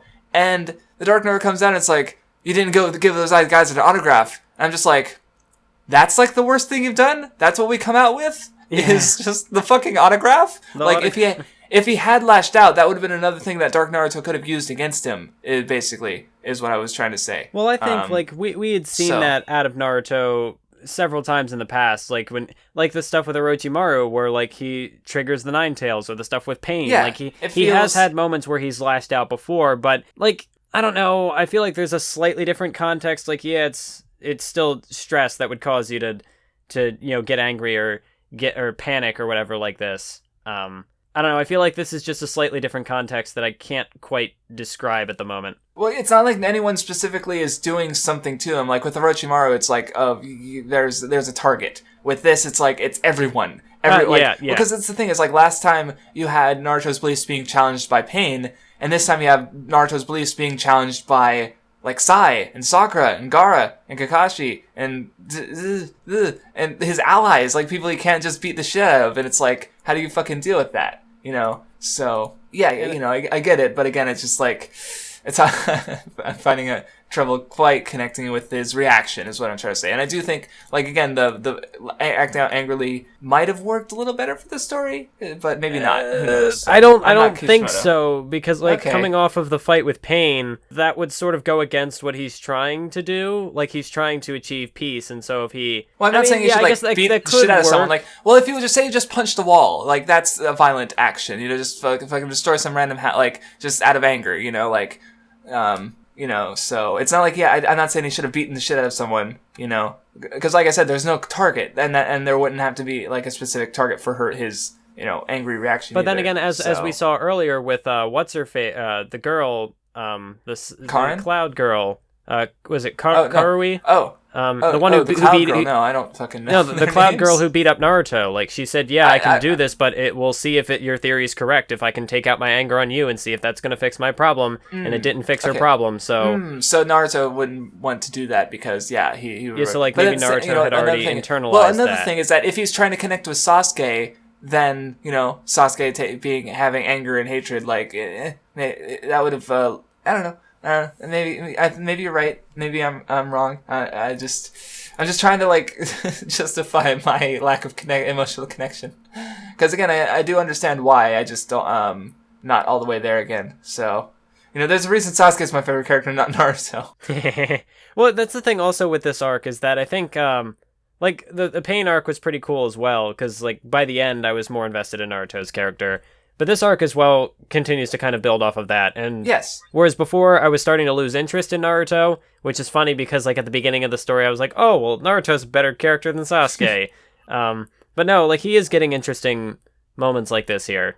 Yes. Yeah, it does kind of show his vulnerability. I just think especially in like some earlier parts he's not being executed perfectly. So, whereas Sasuke, like this arc definitely has some weirdness with Sasuke. Like again, like the sort of out of characterness. Though I think like I justified it earlier, though there's one moment I want to talk about later specifically because they don't quite answer it in a way that makes it make a lot of sense, but they could do it later. So, yeah, we'll get to that, I guess. But go on. I think you might have had a point, or maybe you said it already. No, I think I've basically said my piece. Okay. All right. So I guess let's move on to the fight properly of Sasuke versus Danzo, where you got a lot of genjutsus going on. You got Susanoo getting a lot of use. A bit of Amaterasu, and Danzo is a fucking cheating bastard, a safe coming bastard. Just, he's got his extra one mans. Oh yeah, and Sasuke he's just able to summon hawks now because Taka instead of Hebi.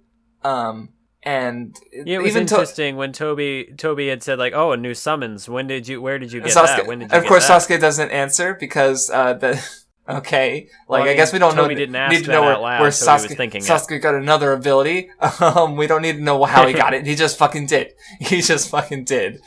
Oh man, he's got so much powers. Like again, I could see people getting tired with Sasuke and just not caring for him. You know, even though I do think there's arguments for that he's a good character. You know, as many of which you've made, and you know, but. I can kind of understand why people don't like him. So, because he does get a lot of focus. He does have all these fucking abilities. Like, Naruto's just uses for Senkan. Sasuke's shown off more potential than the fucking third Hokage, and he's supposed to be the professor of 1,000 jutsus and whatever. Sasuke's got more shit up his sleeve than him. Like, that's the thing, is like, the third Hokage, his claim to power is he summoned a monkey, and the monkey turned into a stick. That's the third Hokage. Anyway, back to this fight, though. So of course we get the big reveal that Danzo has what his bandages, his cloak have been covering all this time. It's a bunch of Sharingan. Yeah, so if you were dissatisfied with the Sharingan before, and it's like Sharingan, he's got a Sharingan, he's got 10 Sharingan, and fucking all the Sharingan. It's just everyone gets a Sharingan. Yeah, I think this was around the point where like the power scaling, I think I've given up. I think I'm done. Like I'll just kind of take the fights for what they are, and not to say that like there's not good strategy being employed here with the abilities, because there is, but just the nature of the powers. Like at the end with when Sasuke, he uses Genjutsu to make Danzo think he has an extra in his Agi, but he doesn't. It was merely a ruse. Like That was because that was a neat use of Genjutsu, because it wasn't just like you're trapped in an illusion. It was actually just like a sort of subtle trick, you know? So I do kind of like that. And it was kind of set up at the beginning, that was just to prove that I could cast Genjutsu on you, which I can, so now I'm going to fake you out with your Izanagi. Yeah, he gives him a big, like, oh, it's, like, see, he fakes him out, like, first it's Itachi, like, oh, Itachi's fucking alive and right in your fucking face. And it's like, no, that's ridiculous, that can't be real. And so, but then he uses a much more subtle, believable one later, so it's a neat little thing there. But I guess thing I have to say about the fight, because again, it's also fine. Like technically, a weird thing. Like what's up?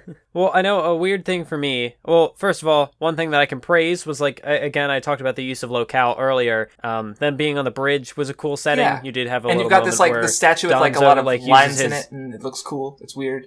And then Danzo did like he used his wind technique, because there was a point where he got like knocked off the bridge, so he had to like blow himself back on, and then he got stabbed because he couldn't defend himself. For like a negative thing. Oh yeah. The Karin, like, her purpose, I guess, is to, like, figure out and explain to the audience what Danzo's ability is, but also Sasuke just figures it out on his own. Yeah, I noticed that too, and it's like, it's just like, what's the point? Like, so she explains to the audience, but Sasuke figured it out, so it's like, she even tries to say, Sasuke, I figured it out, and he's like, I'm already like 5 steps ahead of you, bitch. I know. And it's like, yeah, it's just kind of like, I mean, I guess she heals him, so she has a kind of a reason to do that, and of course there's the ending too. I guess if someone had to figure out the ability, I would almost, I guess, kind of just rather it be Sasuke, but then also, if it was, then that would ruin the trick of the Genjutsu at the beginning, so I guess it had to be her. Yeah, but, so I guess, like you said, that you've given up on the abilities at this point, cause yeah, I guess, like, this fight, I'm less satisfied with Danzo's abilities, cause, like, okay, the Sharingan, because the thing about the Izanagi is that it's supposed to be this really super secret banned Uchiha ability, but he's kind of trivialized it by having him being able to use it so many times. Like, well, but then again, it was brought up that it was an imperfect version, because it has to be a blend of the Senju cells and the Uchiha eyes. Yes, but like he was artificial. Oh, okay. Like it was because of Orochimaru's experiment. Okay. See, I don't know what the perfect version looks like. So, and this seems plenty powerful on its own. Well, we see the perfect version later. Oh shit! You're right. We're right. We do. I mean, okay. And so I totally don't have problems with that either. Okay. Well, and that's the thing is when you find out that he has the first Hokage cells, I'm just like, what the fuck is the first Hokage? Is he some kind of chimera mutant? Like, what the fuck is he? Like, why are his cells so special? Like, what is this? Yeah, like, is it just Yamato the fact that he has the wood style with his cells, and then you've got Danzo. Now he's got the wood style, and also it helped, like, he can do the Izanagi just because of Senju. Like, is it? I don't know, it's just weird. Like, the Uchihas have given so much focus, like, them being special isn't out of place at all. But he's the first Hokage, it's like, okay, yeah, okay, sure. Yeah, it's just like when he was like, oh, he's got the first Hokage cells, I'm just like, God damn it, not these again. And I don't think this is the last time we're gonna have him either, because I think I saw like a panel from later in the manga. I don't know, where it just keeps coming back. The first Hokage just keeps coming back. They also mentioned something about like the, him taking over Danzo's body, kind of like Orochimaru did with, or might have done with Kabuto or Sasuke.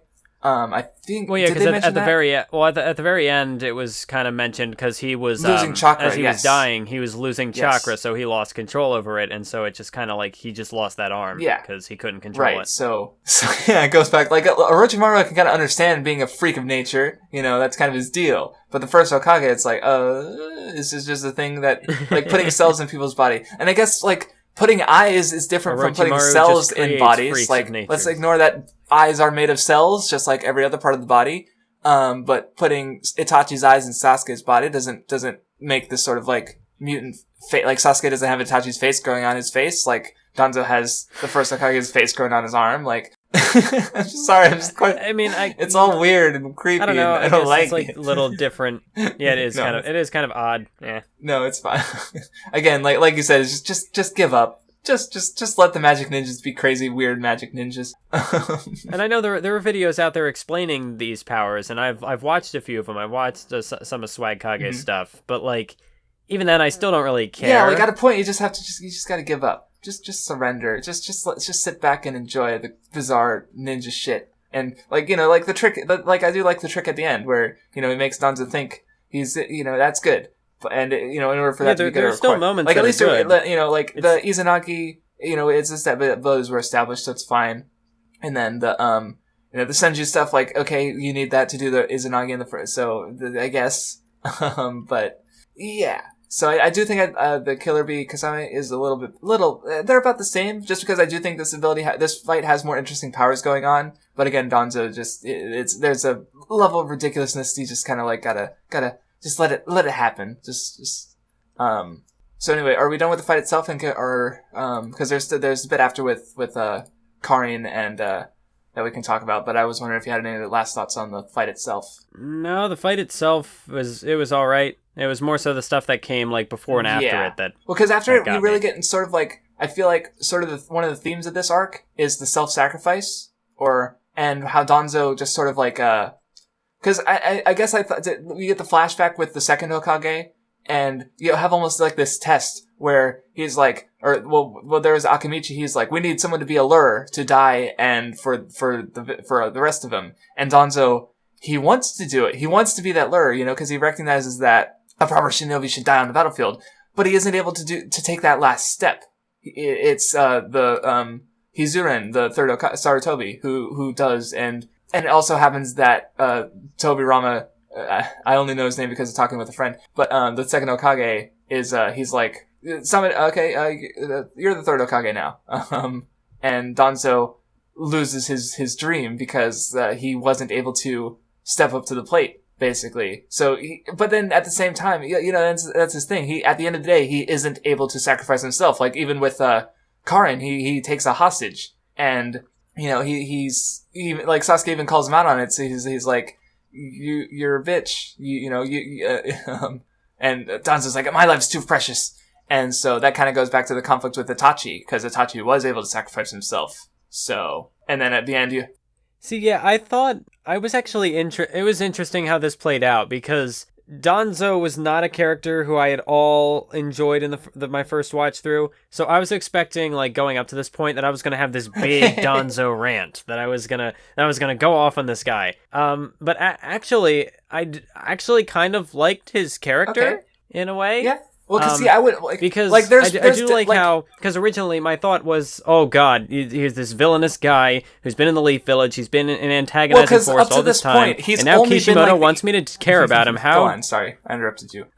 Like you know, he had been basically an antagonist up to this point, and then he gets this sentimental flashback, and Kishimoto wants me to care about him, and how dare he do that? But it's actually like, I thought it was okay, because like what Danzo is in this story. he's not a bad, like, I'm not going to say he's not a bad person, because he does some really, like I was going to say, really up to this point, stuff. he's been, like, purely the throwaway Konoha villain. Like, again, especially with the Hanzo thing. It's like they explicitly reference that Danzo's involved in this shit. He's involved with Orochimaru. Like, he's just the Konoha bad guy that they throw with all the other villains outside of Konoha to make us, to remind us that Konoha isn't all good. So up to this point, he's been kind of this villain without nuance, but then there's something there where it's like, he kind of wants to sacrifice himself for the village, and that's kind of what he's doing by allying with all these bad guys. He's almost putting the bad guy-ness on himself. But at the end of the day, he kind of isn't able to do it until there is no hope. Because at the end he tries to seal away, the sealing tetragram when he dies. But that's only when he dies. Like, he couldn't, I think I even mentioned that it activates specifically on his death. So it's not quite self-sacrificing, because if he didn't die, it wouldn't have happened. But, that's kind of his failing, I guess, is that he's not able to sacrifice himself, even though he preaches that it's a thing that, like, again, he had no problem sending Itachi to his death, basically, or to what would lead to his death. Yeah.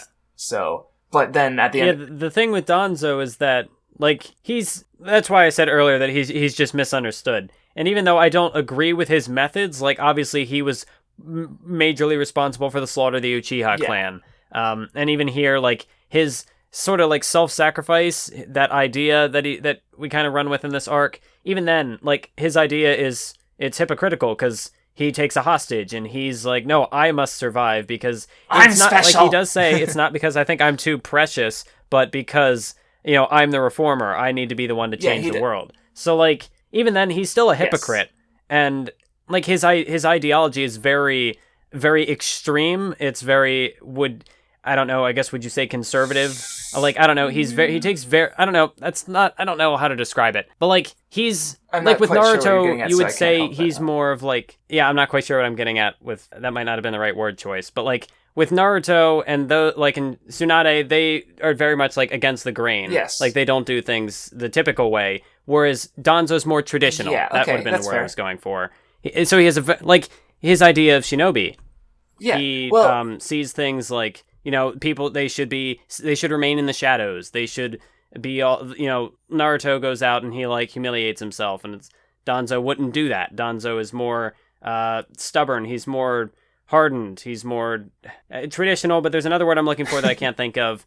So he just has a really extreme way of doing things. And even though, like, he means well, he doesn't always act well, but, like, at the end of the day, he does put himself, like, he puts the village above himself at the end of the day, which I guess I didn't get that when I first watched the series, but now, like, I get it. I understand it. So even if I don't, he's not one of my favorite characters by any stretch. Yeah, but, like, there's something there with him. At least he wants to put the village above himself, but again, I don't think he's quite able to make that last step. Because again, like, he does, he says that, maybe now I can, when the tetragram explodes, but it doesn't amount to anything. Sasuke, Karin, and it doesn't amount to anything. Right, he's useless. Because again, he wasn't able to self-sacrifice himself in the moment. He's sort of, like, almost punished for not being able to. When again, like, Itachi, he did nothing wrong, and Naruto at the end, he says, like, he's willing to sacrifice himself if it means stopping the cycle of vengeance there with Sasuke. So it says there is that sort of aspect to this arc, like, I guess. So his way of doing things was flawed, and so he suffers the consequences at the end. He's not vindicated for his,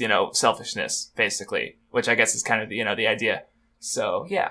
Oh, and this is only just the beginning. That's one rant that actually turned into a positive thing. I've got one more. Because last time I said I was like, oh, well, maybe I'll have a Pain rant, but then it turned out to be just Pain's a good character, but the ending just kind of didn't work. So there wasn't a big Pain rant. It was just a Pain sputter of disappointment. Yeah, but with Danzo, he was one of those characters I could always point to and be like, yeah, this guy was total shit. No, but he's not.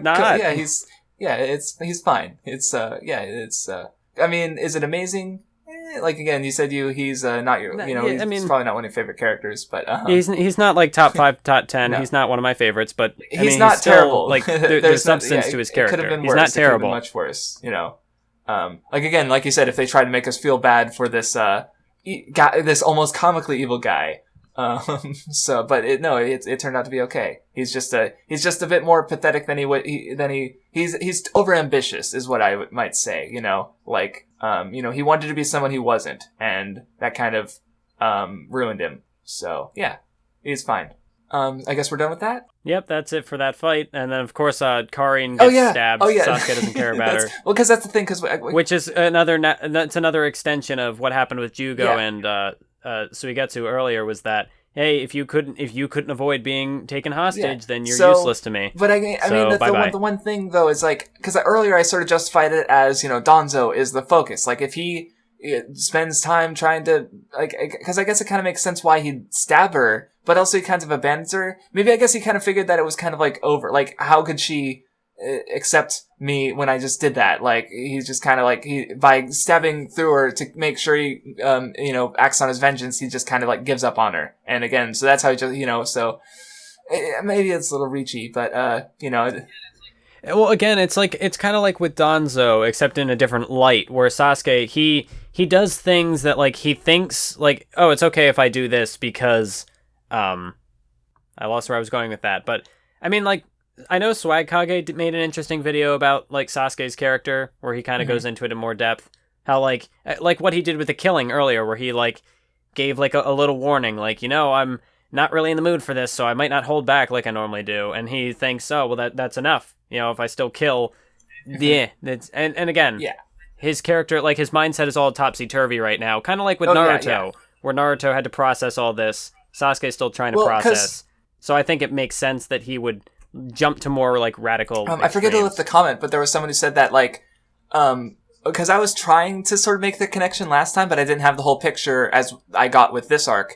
And it's where it's though, Naruto sort of takes the pain and sort of, he sort of becomes the hero. With Sasuke, he takes his pain but becomes the villain. Like, there's this, like, Sasuke's almost become more like pain. He's not able to move past he's not able to move past it like Naruto is, so that's why he's becoming more of a villain, so it's there's a bit of a parallel there, but yeah, anyway, and there's another little bit where Toby got Danzo's corpse and he was going to take the Sharingans, but it turns out that Danzo, I guess, destroyed Shisui's eye, and so like you can even kind of see there's a lot of blood around his eye socket, so Toby doesn't get what he wanted. All the eyes are closed because of the Izanagi, and the last eye Danzo took out, so I guess maybe he kind of knew that someone would try to take it, or I guess, so yeah. He gets one last... Danzo had he at least did one thing right. right. I didn't think about that. Also, so I guess, like, while we're talking on Karin, because we get this last, like, encounter, Sakura shows up, and there was one bit because Karin actually shows some personality that's not like I want to like because there's a bit where she's like the part where Sakura's healing her? She's like, oh, Sasuke, she's like, Sasuke, I healed you, but you probably shouldn't exert yourself for this. Like, and she's like, wait, what am I saying? Why should I give a shit? Yeah, why do I care? She's kind of like, man, fuck Sasuke. Oh, and then of course there's the flashback where Karin gets retconned into the Chunin exams, which is perfectly fine. I thought that was kind of interesting. Maybe it's just because, like, tuning exams nostalgia. Like I said retcon, but I don't actually have a problem with it because, Well, yeah, because, like, it would fit in. There's, like, a period of days after the fight with Orochimaru where things happen, but it's not shown. And I guess, it makes sense that Sasuke would be looking for another scroll and he'd just like, whatever. And of course you get the, like, parallel shot with young Sasuke. Kind of like, remember how, a little while ago I sort of, nostalgia a bit seeing the young Naruto in the cover page with him and older Naruto, and now I seeing younger Sasuke for like the first time in a good while. Except it's not, you're not going to get like the good vibes from that. Because you have current Sasuke with just his dead eyes and the blood on his face, and he's gone, and it's sad. It's pretty sad. Sasuke makes a lot of good faces in this arc, just with like the way he's drawn with like the black backgrounds and just like the really sketchy line work and just the it's. Though I mean, I could see why people would like would because I was actually about to mention it because I almost thought it was a joke because it's just a big 2-page spread of Sasuke's face with the eye bleeding from his one Mangekyo, and that. Wasn't that the one right before exactly. he stabs I thought Danzo? it was like a joke with the people who uploaded the volume where they actually like just took this one panel and made it a whole big 2-page spread. But no, the page is split. It was obviously an intentional 2-page spread. And this expression particularly, because it does look a little, like, the dead expression in his face and his mouth looking slightly open, like, this is the one that just people use to encapsulate just the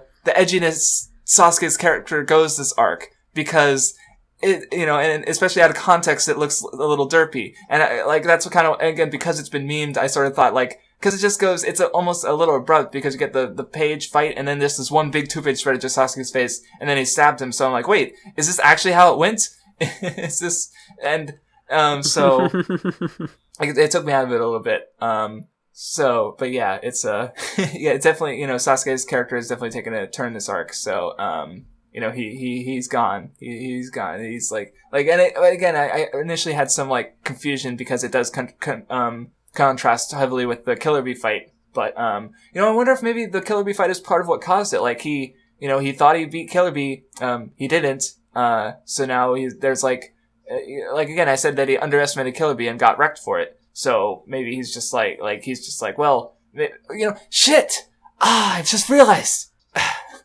He failed to beat Killer, that fight, he was like, oh, I'm, gonna protect my friends. We're gonna do it together. It doesn't work. He gets embarrassed. He thought he was done with Akatsuki. He wasn't. And so it makes sense why he'd cut off his friends. I didn't think about that. Yeah. So, okay. Again, because this is right after when he's, in his, he's still trying to find himself. And so he might just say, hey, well, that's my problem. It's my comrades. Right. So, and then he cut, everything makes sense now. Sasuke is a good character. I'm fighting for it. Yeah. Okay. That's just okay. Cool. I'm just a little stunned that I figured that out. Finally, it took long enough. I only read the chapters yesterday. Only read 60 chapters in one sitting, pretty much. Excuse me for not catching all the nuance immediately. I feel like this is a rare instance where I actually was a bit more proactive in reading. Yeah, no, thank you. But like I said, I just did it yesterday. You split it across at least 2 or 3 days, so smart. I was like, 60 chapters. I could definitely read that in one day. Whoa, this is a bit much. I'll try and be a bit more careful with the next time, because next time we're reading. How many chapters are we reading next time? It says up to 112. No, to be exact. From 515 to 627.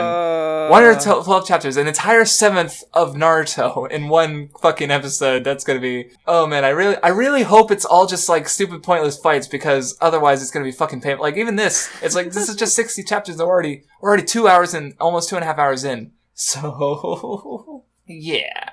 Well, it all depends on how much depth is in the material, because we had covered stuff before and not really gone on. Because the one fight between the one guy with the lightning ninja and the 2 boys, it's how long is that fight and how long are we going to actually spend on it? Wow, this fight was stupid, let's move on. Oh, wow, this fight was that's why I kind of am okay with covering more material, because, and I also feel like Bleach might be a bit like that, because I've heard it's just a lot of not necessarily dumb and pointless fights, just lots of big panels and 2-page spreads where it's sure, it's a single chapter. I've heard that Bleach volume sales were actually really good because you get more substance in a single volume than you do in a single chapter. So, even if the individual chapters weren't rated that highly, the actual volume still sold well because there's just so... But, so, whereas with Naruto... Well, you have to think, too, that this arc was pretty packed with, especially the 5 Kage lots Summit of world building and talking character moments, it's a good arc. And, there's... That's why I'd almost thought that if we just covered the 5 Kage Summit, we'd have enough material for an episode. And I was actually right,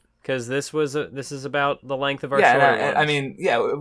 We're still got more to discuss, and we're not even done with this one, because Sakura runs into Sasuke, and she tries to appeal to him, saying kind of doing what I thought it might have been interesting to see her do way back when, sort of becoming, going along with him for the time skip, and going to him because she does like him, and that's what she tries to do to get close to him. But it's way too little, too late. And of course, Sasuke even says hey, you're a medic ninja, you can replace her. Just kill Karin. And as if, Karin needed, now I'm feeling bad for her. Before I was she's probably my bottom 5 characters. But now I'm being Karin is suffering. It's like she'll bleed out, but no, just kill her right now, because I mean, in the shinobi world, that's kind of important because she would have intel. Right.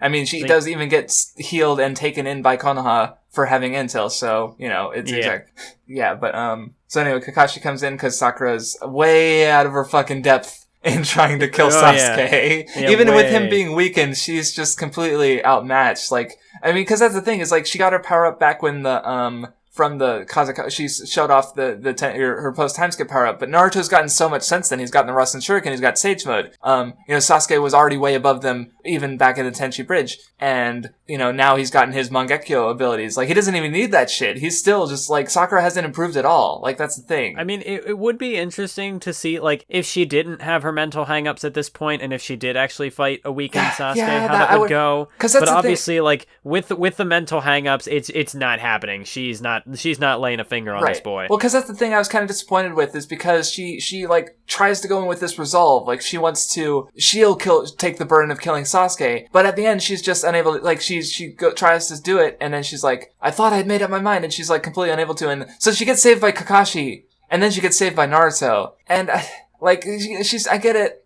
She's trying to have this big character moment, but at the same time, it's like, I would have liked to see more of her. I would have liked to see her actually again, like, have a real fight with Sasuke. Like, could she, again, she wouldn't be able to, but just make her seem less pathetic, please. Cause again, I was talking about Naruto earlier, but Sakura needs it more. Sakura needs more, cause Naruto just had his victory against pain, so, a moment of, like, him having his darkest point, it's like, he just had a pretty strong victory, even if I do think some of it was unearned, at least ideologically. I'm never gonna get over that. But, with Sakura, having her have a bit more resolve against Sasuke might have been satisfying when, it makes sense why she doesn't, because again, she's still Sakura, but I don't know. It's not as satisfying. So, cause again, it's all Naruto and Kakashi. Kakashi saves her, Naruto saves her, but yeah, cause Kakashi's like, I don't want to kill you, Sasuke, and Sasuke's like, bitch, you ain't shit. He doesn't give a fuck. Sasuke just doesn't give a fuck. And then, he even bitches about him for having a Sharingan, which he wasn't even too mad about before. But yeah, now Sasuke's all about Uchiha pride, and so he sees that, and you're like, you're not a dad. You don't deserve it.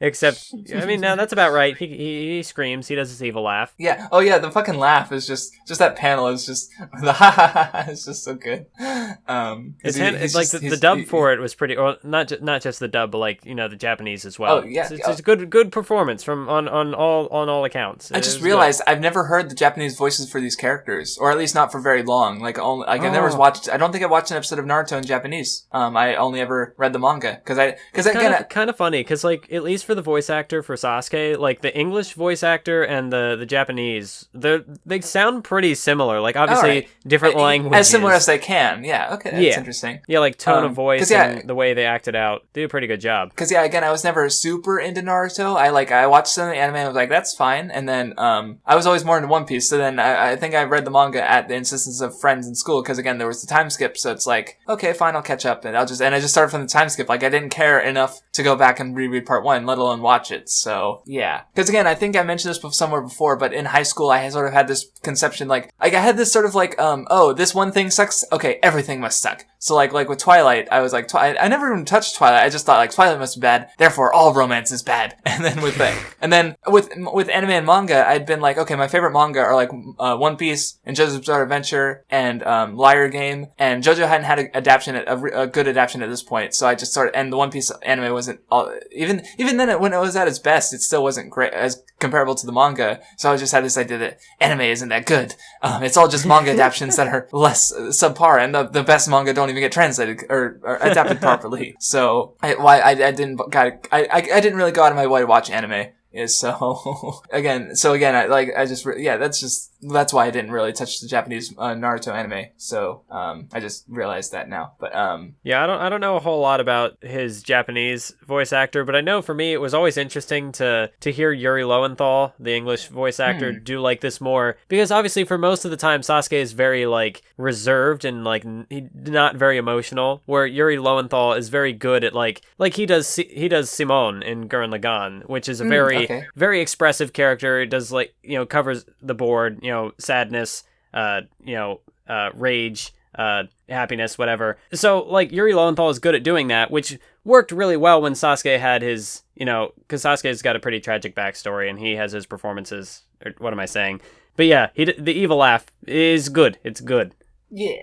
So anyway, back to the stuff going on. So yeah, the Kakashi's wants to face off Sasuke. Sakura goes to heal Karin, and so she doesn't die. And then see, I thought there was another interesting moment with Karin there because showing some humanity. Because like when Sakura's healing her and crying, and she's like, "No, you're the enemy. I don't care about you. So stop making such a sad face." Because that's like she cares, even though they're enemies. She cares. Yeah, and then Naruto's on his way there. He's thinking about Itachi and what Itachi said, and some of the other stuff. Because he says that if he meets Sasuke, like because he's been confused, but he settles that he thinks that if he actually sees Sasuke, because last time I saw him was at the Tenchi Bridge, and he hadn't killed Itachi yet, and now Sasuke's had this big change in character that Naruto only kind of knows about, so he has to confront that changed Sasuke and make his decision. So, he does, like, Kakashi tries to fight, Sasuke, or it doesn't, he's like, Sasuke is, like, being weakened, so he's not able to, they don't really have an extended fight. And then you get the moment with Sakura, she tries to kill Sasuke, it doesn't work. Like, I mean, she actually could have stabbed him, I guess, like, she was in a position to do it. And Sasuke didn't notice her. Yeah, exactly, because he was, his sight isn't working properly, because he never got the eyes from Itachi, so he's only operating, and he's been using the Mangekyo a lot today. Like, seriously, Sasuke's fought the Raikage, he's fought the Mizukage, the Tsuchikage, only briefly. Although he was healed Danzo. In between there. Yes, that's fair. Between that's the Danzo true. fight, he was healed, but even then, like that's a lot. Yeah, and then just a couple days ago, he fought Itachi and Deidara with the Orochimaru chakra still. But he's been doing a lot of fighting these days. Was that really only a couple days? Oh my god! Yeah, a lot happens in this like week time span or whatever. Yeah, that's Holy like crap. Seriously, the entire Shinobi War is like another couple days. So it's like within like 2 weeks, you go from like Orochimaru and like 2 or 3 weeks. I'd say is maybe let's be generous and say a month. There's a month between Sasuke killing Orochimaru and the end of the war, probably. So that's a lot. That's a lot of fighting. Was it really that short a time span? Yeah, really. That's the thing. Like that's what I was talking about earlier. I didn't think it was a huge gap, but like because Shinobi War just happens in Shounen typically. Yeah, like, and that's like how many fucking chapters is that? Like when did the Orochimaru start? Like, damn. That would have been like chapter 343. I think that's exactly when the Sasuke Orochimaru fight starts. So basically, half the manga just covers like a single month time period. And that's again being generous.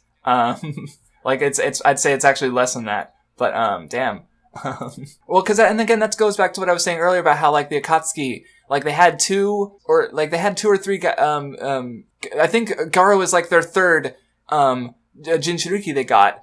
And so in like the period between the Kazekage rescue arc and the Orochimaru stuff, they have like they get like the other like they get 3 more. Like they get more in that like few week period than they had gotten in the 3 years. So yeah, just a little like a little weird.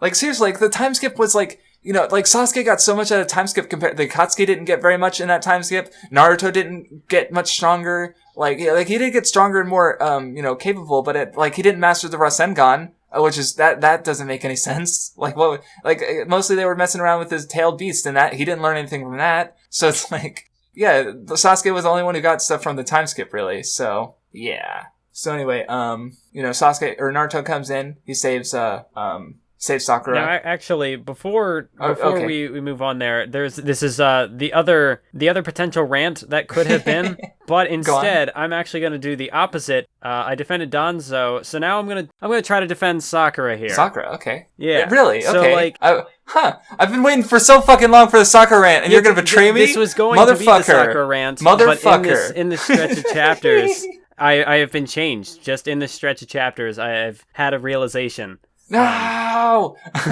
You've betrayed our audience's expectations. They've been waiting for the Sakura rant too, and you're not going to give it to them? Bitch. No, go on. It's... Although I do even have... I just think it's funny. I think I said this before, but Swag Kage made a video on why people hate Sakura, which is, everyone knows why people hate Sakura. But in that comment section, I found a few interesting defenses of her character. I remember you said you were trying to find it. For this exact moment. I've had them ready, at the ready. Although, before, it was just I was just going to present it, because I didn't myself agree necessarily with everything. However, with revisiting this stretch of chapters, I think it's interesting, because like I said earlier, we had the moment where she confesses to Naruto to try to make that leap in her character, but also, she takes everything on herself going after Sasuke here. She's got help. She had Lee and Kiba and Sai with her. They were going to help her try to take down Sasuke, but she believes this is her burden. She believes that she needs to take it all on herself. She was the one who liked Sasuke, so she feels she should be the one to take him out, if possible.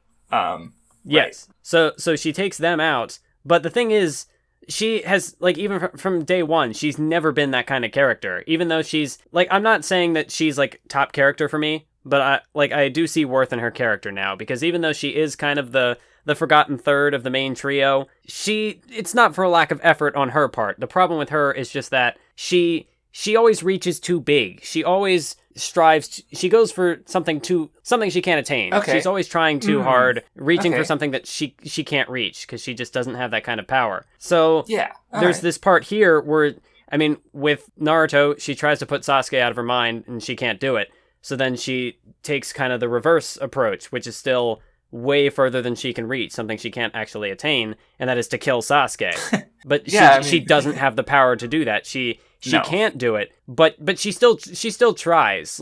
Even though she doesn't have the strength to be Sasuke Naruto level, she still does try. Yeah. I guess that's again probably why people don't like her, because she doesn't succeed. It's cool that she tries, but she never, her closest thing to a success was back when against Sasori, but even then she had a lot of help from Chio. So it's that was so it's kind of sad for a character that she's not able to have any sort of success, So well, then for her, I did talk about that a little bit earlier. Her love for Sasuke is toxic. Nothing good comes out of it for her. But again, that's not easy to overcome. And so she tries to put Sasuke out of her mind by hooking up with Naruto. Doesn't happen. Yeah. She tries to put him out of her mind by killing him, and that doesn't happen. But it's not only does she not even really do anything, she stops short because it's not that easy for her. Because, ever since we've known her in the story, she loved Sasuke. And again, this is one of those things where, it's an emotion that can't easily be defined. And so, granted, this might be me kind of giving Kishimoto an easy out with this. But, if you love someone for that long, then again, I guess it is only 3 years. But the point I'm trying to get to is that, she's known him for 6 years. More than 3 years.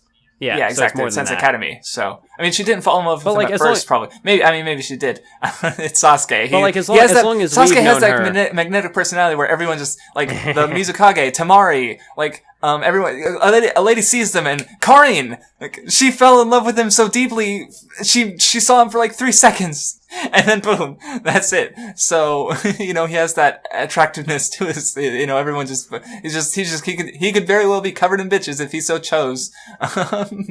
Anyway, go on, nice stuff. But yeah, even though she, Sasuke's not a good person at this point, but she still loves him, and that's a part of her that she's not really ever going to be able to get over. She tries, but she just she can't carry that burden. She's not that strong.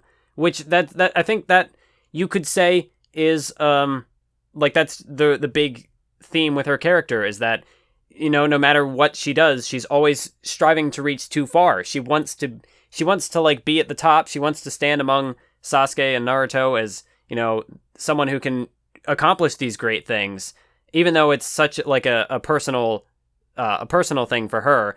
But she just can't do it. She just doesn't have that strength. So, but I guess... she tries, so I guess... Yeah, points for trying, but at the same time, 2 things I think keep me from saying she's, because, again, she doesn't try. Remember back when, in the tuning exams, she's why do boys push so hard? I'm why aren't you train more? Do something. You could make a case, because that was part 1 Sakura. Part 2, she does at least, like, she trains with Tsunade, so she does put in the effort to try to better herself. But then she doesn't go the extra step. She doesn't keep training. She, like, that's it. Like, I said, she hasn't gotten a power up. What was she doing while Naruto was doing his shadow clone? Like, see, that's the thing, is if she learned shadow clones, she has enough chakra control that obviously she couldn't do it at that level because she doesn't have the chakra reserves, but she could still do, like, that's the thing, even just one extra clone that you could maintain for enough period of time, like, that's still double the training. Like, back then they decided to try to say only Naruto could do it, but, like, he taught Konohamaru the shadow clones, like, there's options for her character to grow, literally become stronger. And I guess the other thing I wanted to mention is that, like, there's a rule of writing. It's like that people admire characters for trying more than succeeding. A character who has easy victories it's not going to be satisfying, So with Sakura, like, she does try, but at the same time, she doesn't succeed. Like, the whole point of a character trying is like, yeah, they fail. And but those failures make the eventual victory more satisfying, but with Sakura, she tries, but her successes are so few and far between that it doesn't feel like the trying is, not everyone has that success, which I guess could kind of be the story of Sakura, is that, not everyone can get there, which I guess is not like the ideal message for, like, a shonen.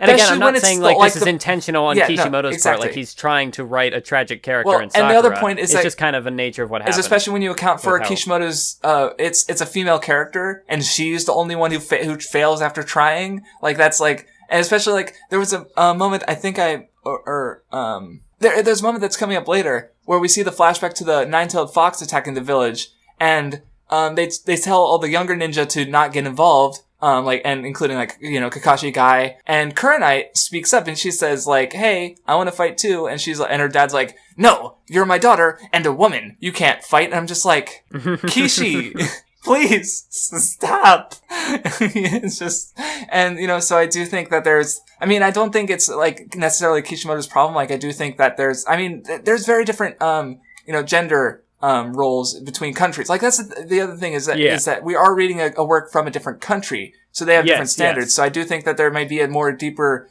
like, not that Japan doesn't have its own feminism, but, or feminist writers or speakers, but, it's a different social state. Like the real issue with, like, when you hear about feminism, or at least in, my corner of the world, the internet, it's usually like, are games inclusive enough? But, like, to compare that to Japan, is that they've always had, like, this, divide between, male and female. Like, there are plenty of games for girls and manga, like josei, shoujo. Like, they've always had their sort of nerd thing. So it's never been an issue over there. But then, so I don't know, I'm mentioning that now. But I guess, like, there's stuff like this where I do think on some level there is, just this, like, cultural, just sort of like, it shows up in Fairy Tail too on a much worse level, where it's just sort of this sort of like trying to have female characters who are strong, but not able to actually go all the way with it. So it's like, it's just kind of sad that, so not only is it sad that Sakura is a character who tries and fails, just, never gets that success. Although I do think part of the issue is also that, like, her powers, she's a medic ninja, so most of her accomplishments that people would tend to overlook, like, in the Pain Assault, she's there helping to heal the village. She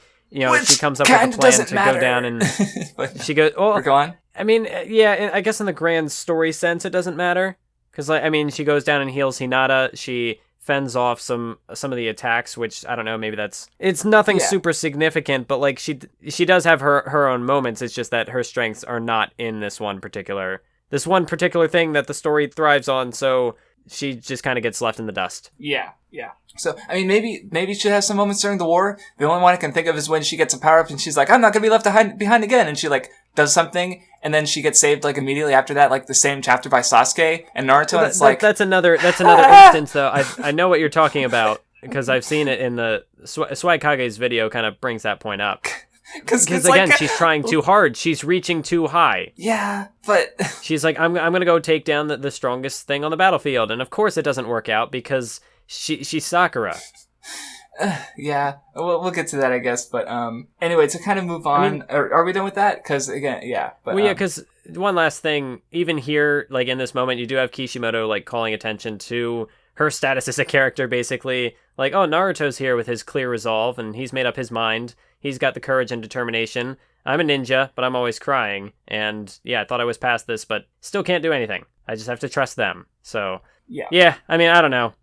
So anyway, there's a moment after that where Sasuke says, like, oh man, killing Danzo, what a rush, I'm cleansing the Uchiha name at long last. But then he also says that, like, he wants to destroy Konoha. He goes on the destroy Konoha rant, and he's like, you know what? Fuck y'all guys. You were my friends, but nah, you're just leave ninjas. You're fucking dead. So, going back to the cultural differences, is that, I've sort of heard, again, I haven't done any official reading on this, so, grain of salt. But basically, you have this sort of, to compare America and Japan, you have this sort of collective, it's like this, Japan is more collectivist, and, don't make a fuss, don't stand out, just be cool. While America, it's more like, you're the best, you can do everything, you put your mind to, more American dream, so I think that led to some of my disconnect earlier with Pain, cause he was like, oh, me, you being mad at me is no different from me destroying Konoha. And it's again this sort of like, I feel it's an incorrect sort of, to equate, an individual to a collective. But again, Japan is more collectivist. So Sasuke,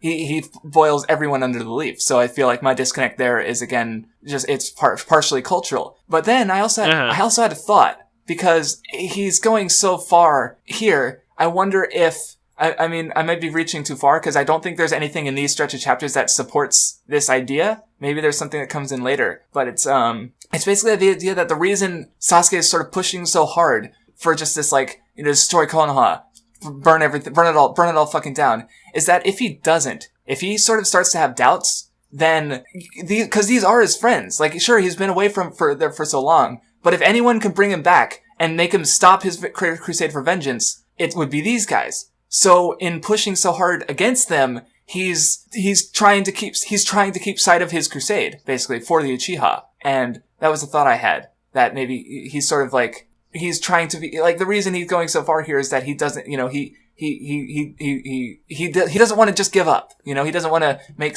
everything. Yeah, that is fair, because then everything he had done up to this point would be made trivial. Exactly. So, I mean, I don't think there's quite, there's necessarily something in here to imply that. It was just an idea I had. Maybe it'll come up again later. Maybe I'm just reaching too far. Because I feel like if I wanted to really make that claim, I need some points of evidence, I don't really have that. It's just an idea. But, I think it's an interesting idea. Although, on the topic of good ideas, the whole, like, little mini clash between Sasuke and Naruto, I thought it was cool how they revisited the whole... Fight? Oh, their first fight. How, like, when shinobi battle, they can understand each other. And Naruto, maybe having them I never understood you. Literally having a conversation in, like, a white void. Maybe that was a little much, but it worked. I think, or it was fine. It's fine to be over the top sometimes. So yeah, and of course you get the little moment here where there says, like, Sasuke, we could have been in the opposite positions, and you have, like, literally, Sasuke's using the Rasengan and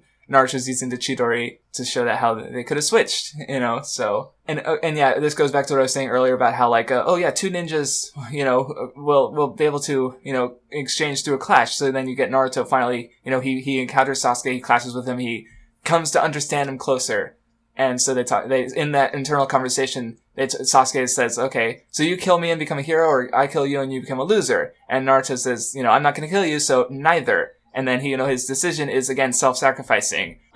We'll both die. Like, I'll kill you and I'll die so that the cycle of vengeance ends and everything's good. Except we're dead. That's bad. But then there's a silver lining, because they'll be free of their burdens. He won't have to deal with the Uchiha. He won't be the last of the Uchiha anymore, and he won't be the Nine-Tails Jinchuriki. Yeah, and everyone else is like Naruto's like, or Kakashi's like, hey, Naruto, you were gonna become the Hokage. You can't just die. Your dream is more valuable than your... And Naruto's like, nah, shut up. And then he revisits what am I saying? He revisits what he said before, like, if I can't even save a friend, I don't deserve to be Hokage. Yes. And of course, well, as I know, neither of them die. They decide to live through another fight. But I guess we'll get to that later, because I have not read that material. I just seen the big panel of them lying down with their arms missing, and the blood sort of forms a heart. Not really, but I just love pointing that out. Just it's funny. But But yeah, so, Naruto kind of, he comes to he finally finds his answer after, again, being pushed by his enemies and now his friends on what he should do. So this is the answer that he maybe should have given Pain. Yeah. Well, but he didn't realize it at the time. He, I guess, stronger connection with Sasuke, so he was able to take that past knowledge and apply it to his current plight, and he found the answer. Yes, and he's also we kind of talked about before with the fate aspect, where he was told about the Senju Uchiha rivalry and how this is just another instance of it, and he's accepting that. He's accepting that fate because again he also feels like he's the one who can do it.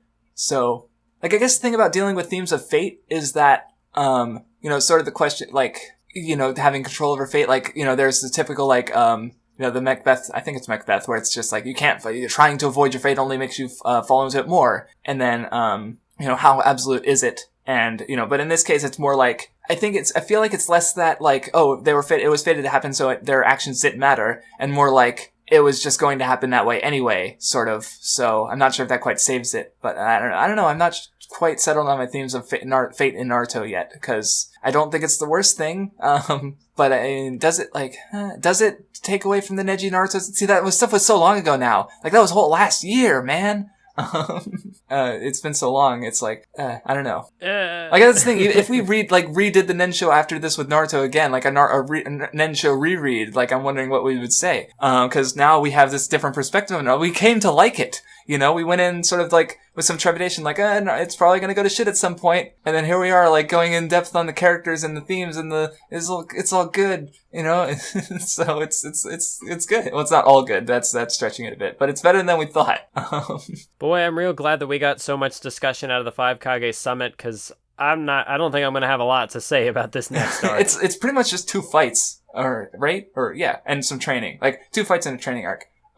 So yeah, you get a big moment for Naruto. Are we about done with this arc? Yeah, Toby fucks off with Sasuke, and Sasuke says he wants Itachi's eyes. Naruto passes out from the poisoned kunai. I think it's about it. A good bit of levity there to say that hey, the intensity. Oh, speaking of levity, we're gonna get a lot more of that with Killer Bee.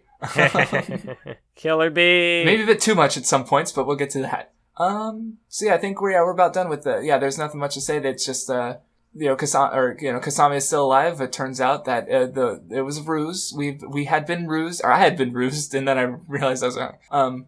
Anyway. Oh yeah, so Kabuto shows up. I like his redesign. I like the hood and his face. He's got all the... For some reason, Kabuto's redesign has always made me think of Harry Potter. Oh my god, I see it. It's the messy hair and the glasses, the really round glasses. But I don't know why. But why? It's got to be the hair. That's got to be the difference. Because normally his hair was shorter. Well, it's not even I don't It's not like he makes me think of Harry Potter, the character himself, but the franchise. Somehow I see this being him being the maybe snake creature, and then the also the glasses. Maybe. Maybe, or maybe it's just the whole package. Maybe. Although. It is kind of odd that we don't really know exactly what his abilities are yet, so I'll save that comment for another time. But he's still got the glasses. Even though I guess his snake eyes don't help him see better. Everyone else gets super eyes that make him see better, but Kabuto gets eyes and they don't help him at all. That's unfair. Nope. Though I guess we're going to talk more about eyes, I'm sure. So yeah, we get to see the other daimyos talking about if they're cool with the war, and they're pretty cool with the war. Also, they're on televisions because those exist. See, I didn't even really notice that, but hey, not just televisions, but they're streaming. They're Skyping right now. Oh my god! Here in the ninja world, we got Skype, we got TVs. I mean, again, and it's this is pre-Boruto.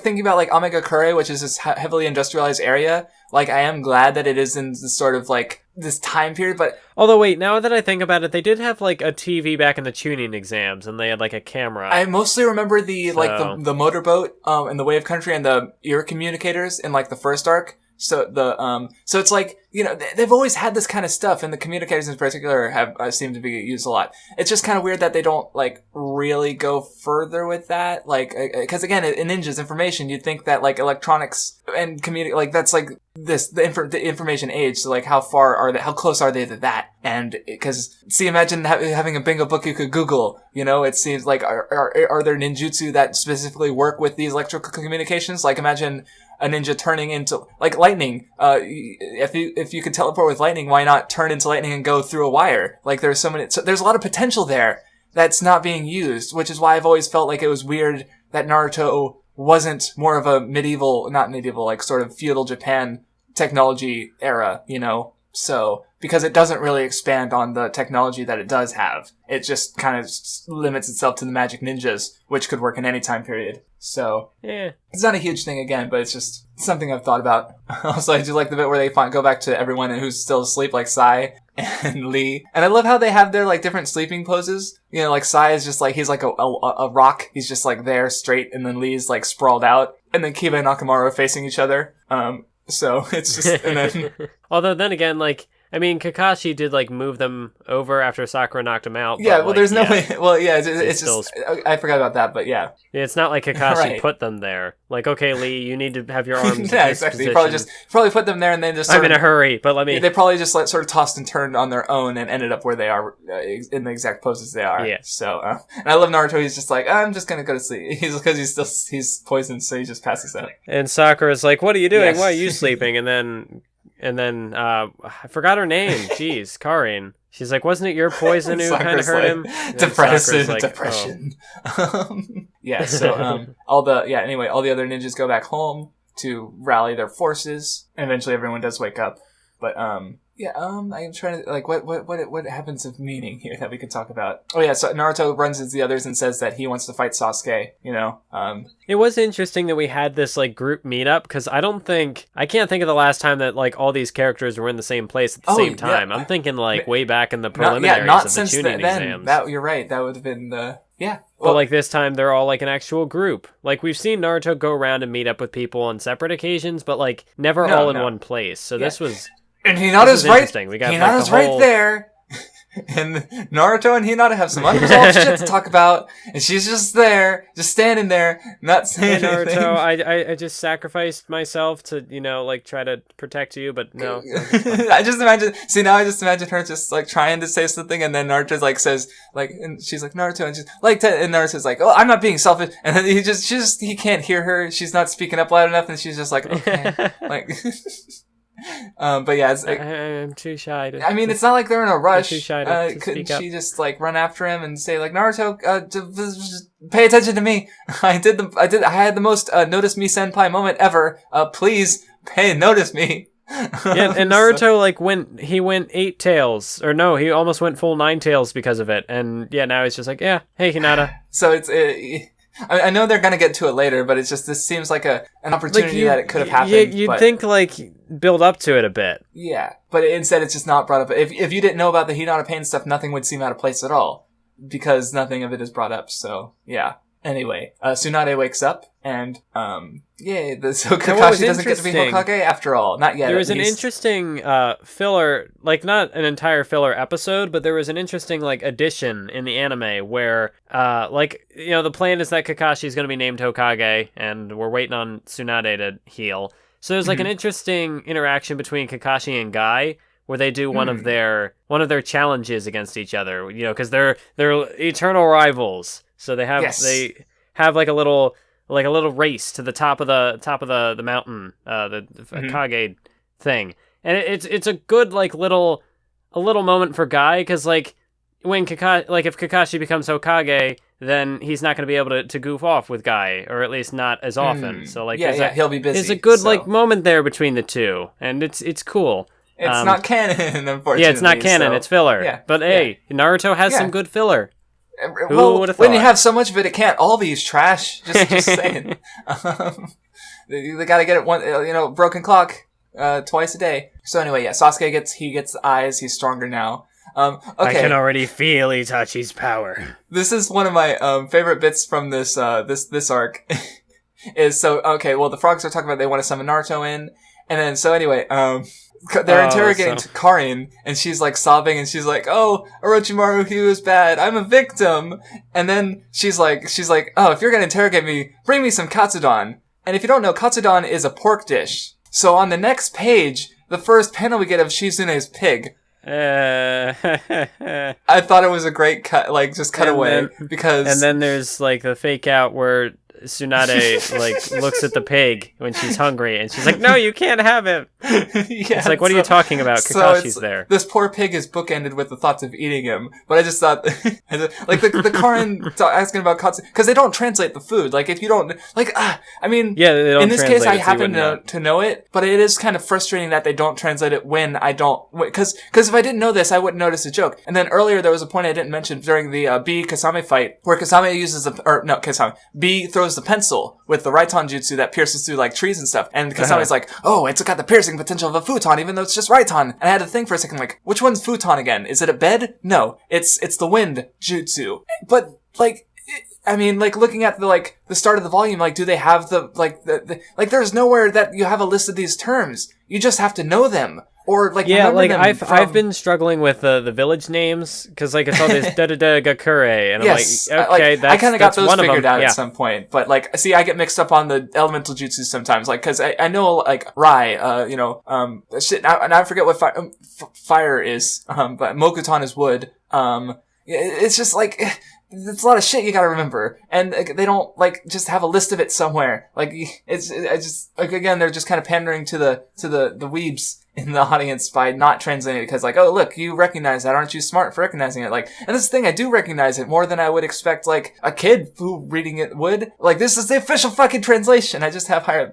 I feel like I should. I guess should have like in certain instances, maybe they do it to be less wordy because like Raiton is easier to put there than like lightning style. Well, yeah, that's which is fair, but which is like that's what the anime does. Is the anime just refers to it as whatever style it is. Well, yeah, because the subtitles are because the other thing is a panel like because Japanese could be read up to down as well as or right to left. Well, in English, it's pretty much exclusively left to right. Like if it's read from up to down, it's kind of awkward to look at, But with so a lot of word bubbles are vertically focused, and so it's harder to. But because English goes left to right, there's a lot of like broken up words with dashes in them, and so because it never fits properly in the vertically in focused, the horizontal words don't fit properly in the horizontally focused bubbles. So it's like. It makes sense to want to shorten the words because, Raiton is 6 letters compared to lightning style, which just style alone is 5, and lightning is just a whole nother word. So there's less bubble economy to worry about. Speaking of weird translations, Ah, took me a second, well, because it's definitely a reference to, because I'm pretty sure it's a reference to Naruto's catchphrase, that they cut out. Yeah, Datebayo. Or believe it, infamously, in the English dub, Yeah, so this was like a recorrection for it, and the dub has it as well, where, like, it starts off as believe it, and then there's just nothing, and then around this point, there's Yeah. Because it's relevant to what B is saying, and I haven't even thought about it up to this point, I know, So, because I just, I remember that he had that catchphrase, the Datebayo. Again, I never really heard it because I never listened to the Japanese. I just knew it existed. It was also the name of the fan subbing group, I think. Because I've heard that Naruto was really where speed subbing came out, which was, I guess, an era of anime watching that you were never really part of because by the time you really got into it, like, streaming and Crunchyroll was popular enough that that it was just officially done. Like, official. But back in the day, like, you didn't have an official release for the Naruto subtitles, so until, like, way later when they finally got the DVDs out,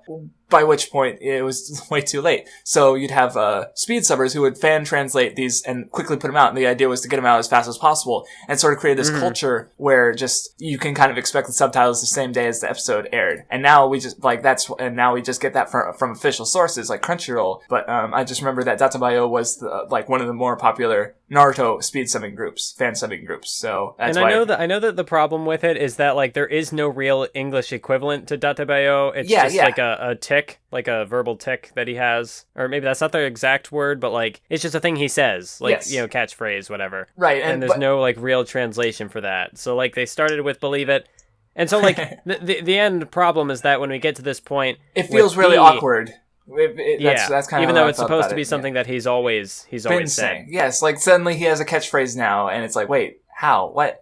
It's, and even then, he doesn't always have Japanese. the catchphrase. Yeah, it's only like every once in a while. Yeah. So yeah, definitely. And also there is another food joke here where Naruto's about to eat his ramen and he gets teleported away to the frog place with all their bug food, and he's like, "No, I hate it." But because the fatal flaw in his character design is that because his eyes are closed, he didn't see it, and so he ate it, and yeah, that's what's right. Yeah, I did. That's like a little minor thing, but like and... when like at the beginning of Naruto. And I noticed this more particularly in the anime, but I mean it happens in the manga too. Like at the very beginning, his eyes are usually closed more often than open, whereas in like part 2, his eyes are open more often than closed. Mm-hmm. Yes, I've noticed I don't know that if there's too. anything significant in that, but now. But yeah, you're right. And I did notice the part where, because I mean I got the joke that he ate the worms instead of the ramen, but I didn't notice because his eyes were closed. Because again, because otherwise, why would he just dig in? Yeah. No, that's fair. I was just going through, and then we get the he's talking with the frogs. Like, there's a lot of things that are happening, but they're just sort of happening. So it's like there's not as much to talk about. Because now he gets the seal to the nine-tailed fox from the fourth Hokage, but that's better to talk about later, I'd say. Because he gets it, and he uses it later. What else is there to say right now? And there's a new. He looks for new prophecies, and I mean, most of like the frog's new prophecy isn't really anything like, okay, you're gonna meet an octopus. That's the new thing. But otherwise, it's like you're gonna meet a guy with fancy eyes, and it's like, yeah, I know that. I know. Yeah, Naruto knows more about it than that guy. I mean. There's like, I mean, that's not to say that, I mean, there's 4 characters with eyes where, like, that he's gonna, end up against? Obito, Sasuke, Madara, Kaguya, probably? Oh, God. I don't know. I said the name that I should not have said. The forbidden Voldemort. Which is funny because we're getting back to Harry Potter, I mean, Kabuto. Yeah, did we have anything else to say on the frog stuff? Because other than that, we're getting to Kabuto meets. The story has outgrown the prophecy with a new prophecy. Yes, but anyway, so yeah, Kabuto shows up as Edo Tensei, and that he can do, which is probably the single most broken and overpowered technique in the series, because he can just do it so perfectly, and like, I don't know if it has a weakness. I just know it's kind of fucking ridiculous. Because... Oh boy, it has a weakness later on. It will show up. Okay. And yeah, it has a very specific weakness that one character can exploit. See, I was worried because I remember him even saying that it has no weakness, and I knew about what you just referenced there. I knew about that, but I didn't consider that a weakness because apparently it's literally a thing that only like one of the strongest characters in the entire series can do. So yeah, it's just because he has a perfect mind-controlled army of a bunch of dead guys who are all incredibly powerful, and you can't deal with, like, I mean, I get that you have basically the small force of the, like, it's technically a war between these, like, 5 guys, what remains of a, if that, like... Yeah, it's what, Zetsu, Tobi, and now Kabuto. And I guess Sasuke and, well, because Sasuke's kind of with him, but, yeah, it's not a very big art. Like, it's literally like a handful of dudes versus a fucking art, like all the 80,000 ninjas from all the 5 villages. Like, so it makes sense that they need more help. But, at the same time, it's sort of, you end up with this technique that it's like, Jesus fucking Christ. It's really powerful. And of course you get the moment that if anyone was doubting that Madara was actually, or if everyone was set that Madara was actually Madara and not actually Obito, this is when I realized it, because it's like, because his reaction is just like, where did you get that? And Kabuto says, don't worry, I haven't told anyone else. Like, I don't know how else you could read it aside from, don't worry, I haven't told anyone that you're not really Madara Uchiha. So, yeah. I guess we'll probably talk about that, I guess, next time when the mask comes off. Maybe it's after. Maybe it's in the last stretch of chapters. Yeah, but, that's next time. Okay. Because the reveal hasn't happened yet. Even though he gets a new mask. Yes. Well, it gets broken. Like, we've seen, like, 50% of his face, from all the times his mask has gotten broken. But even then, or when he revealed it to Kisame a bit, so he's but of course, not enough to know his full face. Not that we'd recognize him anyway, it's not like we saw Obito as a child, and, doesn't exactly look, I think I've seen what he looks like, but, yeah, he's grown up, so anyway, so they decide to ally, we're just blazing through this shit. I don't know what else there is to talk about. Cause, yeah, it is kind of just a few it's more, it's a setup arc. It's just kind of like last time arc, you had some fights, you had some character moments, you had, confusion and conflict. And this time, see, this arc, everyone knows what they're doing, I think. Naruto's figured his shit out. Sasuke isn't really relevant, to this arc to this part of the arc specifically. He gets his eyes and then that's it. We don't see him. Everyone, Killer Bee and Naruto are just kind of waiting. Kisame is gonna start some shit. Everyone's getting ready for the war. So it's just kind of like what's there to talk about? I guess you could do, there's a bit with Tsunade. She finally takes up her seat as the Kage, the Hokage, where she hadn't before, because she's better now. But, and of course she kind of, see, it was interesting, because I had forgotten how the story went, but like at the 5 Kage summit, it was the Tsuchi Kage who posed the idea of like a two frontal attack with, like, by using the Jinchuriki, and so then like he gets he switches sides because everyone else convinces him. So then when Tsunade shows up, she's got no one on her side, and so right. Yeah, she not happening. Yeah, it was Tsunade's got to get caught up, so it's fair to have her, confused.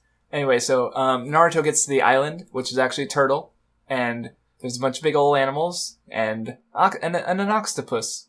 Naruto's freaking out about the prophecy.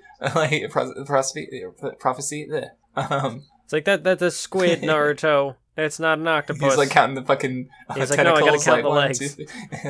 But and then of course you get the anyway, and then we also get introduced to Motoi, who's like the lightning ninja who is there with Killer Bee. And I wouldn't have been able to he's kind of a non-character, or he would have been kind of a non-character to me, but he actually gets a moment later where I was like, oh, okay, I said but I didn't mean to do that. See, it's shit. I think it was already my catchphrase, and now it's being called attention to. Damn it, I'm broken. Well, yeah, I mean, it's just one of those little like nervous tics, like the same as or like. I just said like. Yeah. I do a lot. No, I have a lot of those because I'm awkward, as has been mentioned by some of the earlier commenters. So anyway, you get this bit with Naruto trying to appeal to Killer Bee. He's like, give me, help me control my nine-tailed beast. I'm cool. And then Killer Bee's like, hey, you're kind of cool. Go away.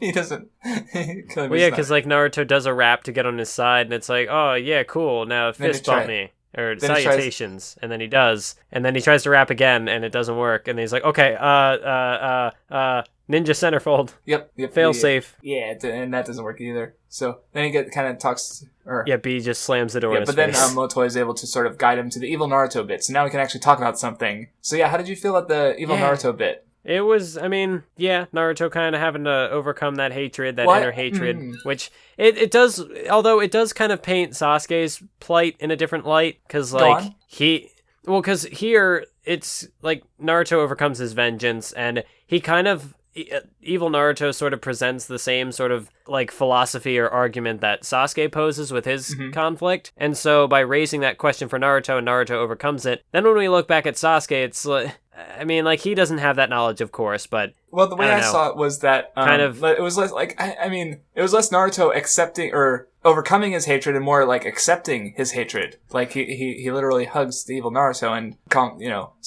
that's kind of how I saw it. But I guess to compare that to Sasuke, it's like, would hugging Sasuke work? Like, that's the thing, it's not, like, quite a talk ninjutsu, but it is just sort of, like, he tries to solve a conflict non-violently, and it works, which isn't necessarily always going to be the case, so, or shouldn't. But yeah, so, I thought it was fine. Like, and then I guess in between that you get like a big Killer Bee flashback where Naruto sort of connects to Bee, and Motoi reveals that, he tried to kill Bee the one time, and it was, but Bee was totally cool with it, and he was like, what the fuck?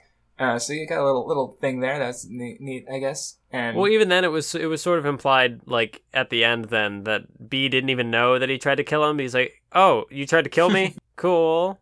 Yeah, that's just kind of it. But because and then like he gets attacked and Killer Bee saves him, and it's all cool. Everyone's cool. Everything's cool. It's fine. So trying to further characterize Killer Bee. So and then since Naruto.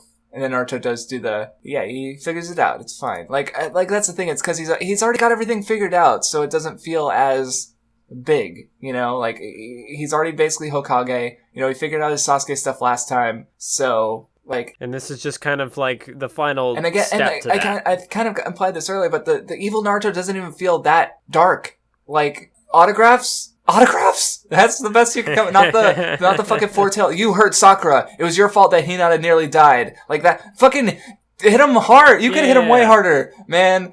You step your game up, Dark Naruto. You didn't sign their autograph. Instead of fucking autographs. So yeah, I guess yeah.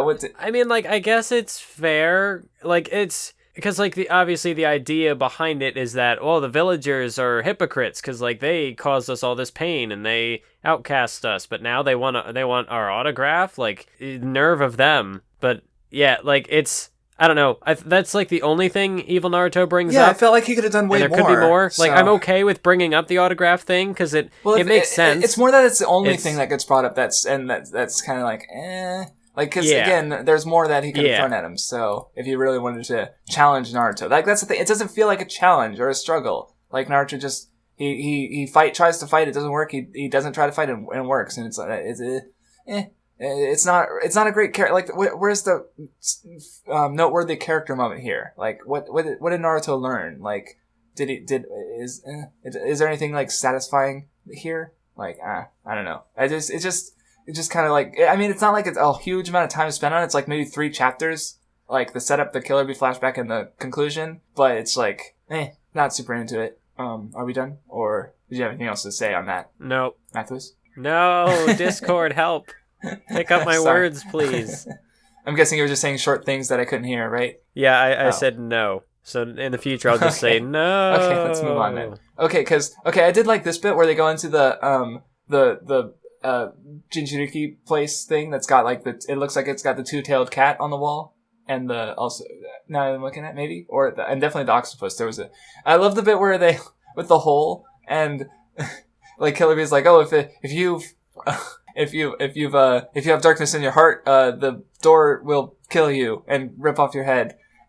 But like he phrases it. I love the panel where he does it because like he phrases it in one of his traditional rhymes. Yes. And like, but yeah, he also looks super sinister. Like he's got the shading and everything. So it's like, if you don't do your part, you'll separate your head from your heart. And he's got like the shadows on him. And yeah. And then of course Naruto like, oh God, and he comes out and his head is gone. And it was merely a prank. It's just a prank, bro. And Killer, like, it's so, like, they're, because they're similar. Killer Bee and Naruto, they're both goofy Jinchuriki. They took that pain that the village gave them and, turned it into fun. And, it kind of goes back to what we saw of Naruto in the very beginning of the series. And it was a funny moment. I liked it. This is what I actually liked about this arc. I think possibly the most is that we're coming off of this huge, intense, like, yes. I mean, you had, like, Naruto, he was, like, hyperventilating and everything. Like, and then you had the big thing with Sasuke, where he's arguably at his most edgiest, quote-unquote.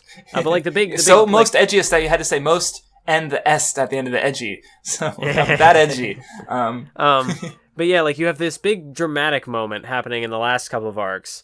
And then you were about to launch into the Great Ninja War. So, like, that's going to be dramatic as well. So you've got this, like, in between where it's a lot of levity, a lot of jokes, a lot of more lighthearted fare, which I do like. It's good. It's a good like tonal balance, like a calm before the storm, and also like we're coming down off of that massive. Right. Which is definitely something is worth noting, because I feel like sometimes because there's an arc in One Piece that's very similar to that, and it gets a lot of unfair criticism. Because and we'll talk about it when we get there, but it's a good aspect of pacing, I think, to have these cooldown arcs. That I mean, most of my disappointments with this arc aren't on the levity. I like this moment. Okay, well maybe there's one spot where maybe they go a little far, but we'll talk about that later. But yeah, it's mostly this arc is okay. I guess we're talking about character moments. Like the Dark Naruto stuff, I wasn't super into, but this stuff, you get the Kyuubi fight, and Kyuubi looks fucking retarded for some reason. Some of the what's wrong with his face? I don't know. I guess I thought the nine-tailed fox looked a little thin in these drawings, whereas before I thought would having a bigger presence, being more menacing. But that was about I think the extent I had with it. Yeah, well, because before we saw him a lot in shadow, but he's there's one panel where he shoots a piece bomb in his mouth and his cheeks look puffed up and he just looks like a Looney Tune. And especially with the way he's squatting with his arms on his knees, it's just he just looks a little goofy a lot of the time. I can picture it now. Yeah. Oh, no. Yeah, and it's so and this is like one of the most like threatening and monstrous things from across the series so far. And now that he's actually finally getting beaten, he just doesn't. He doesn't go down in a cool way. He just and the art being like, I guess he's a kind of a complicated thing to draw. So I guess that's part of the issue. Like his design has been sort of simplified for the ease of drawing, maybe unintentionally, because again, like you're drawing this massive creature like so many times. Maybe that's the reason his design changed ever so slightly. But again, it's a little goofy looking. I'll try and include some panels. Anyway, but so yeah, like so yeah, they fight for a bit, and like, well, they established earlier that the idea is to get the chakra without getting the will of the nine-tailed fox, which he does. He sort of pulls off the chakra, and then we get to a something I like a bit better, where he pulls out the chakra and he's trying to fight off the will, and we get to see a certain mom, which was. This was kind of cute. Okay, they do the catchphrase keep showing up, and I was like, okay, stop. Well, I mean, like, because he got it from her. That's I get the it. thing. Yeah, the problem is just that it's not consistent throughout the series, at least in the translation. And I mean, even if it was, it would just be like so common, it would be like annoying, and that because even just in just this arc. Like, I'm actually kind of glad it didn't show up in the series because I would just get so sick of it. Like, I got sick of it as fast in this arc. Imagine how sick of it I would have been if it would have been through the whole series. Like, that's why Believe It got so annoying, I think, because so are you saying every time are you saying that you don't care for Datara's hmms? Well, those are that was one of his tics. Pronounced. It's just kind of like a verbal. Like, I've got my own, yeah. So, I probably sound really annoying, listening to the podcast back. I mean, maybe I wouldn't notice as much if they didn't fucking bold it. Like, they put in bold text. Like, how do I not pay attention to it? So, I don't know.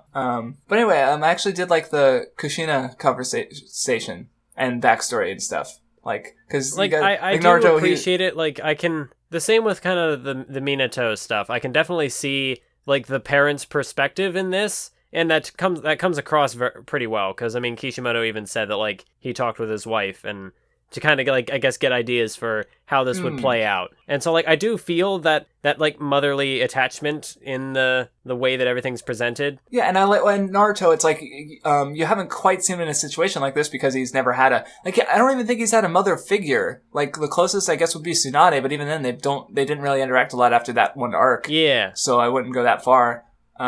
He's mostly just had a bunch of dads. So it's interesting to see him talk to more of a mom. And, she talks about her backstory. And, they have some cute interactions. It's good. Though I thought it was funny because, like, she's talking about her nicknames as a kid as Tomato because she was red hair. But then she's like, the red hot habanero. And I'm like, habaneros are orange! Damn it, I worked as a produce clerk for like 3 or 4 years. I know my fucking produce. Don't pull the wool over my eyes, Kishimoto, you motherfucker. That one irked me. I don't know if it was a translation or what, but this habanero is so hot that it's red. Yeah, or like maybe it was just like pepper or something, like red hot pepper, red hot chili. You're get a little close to copyright infringement there. With a certain music band, but it's so that maybe that's why they changed it. But I did like they're like, oh, she's the red tomato and he's the yellow Flash. And Naruto's orange. I was like, okay, that's adorable. Fuck you, Kishimoto. Yeah. Your colors, and damn you, it's good.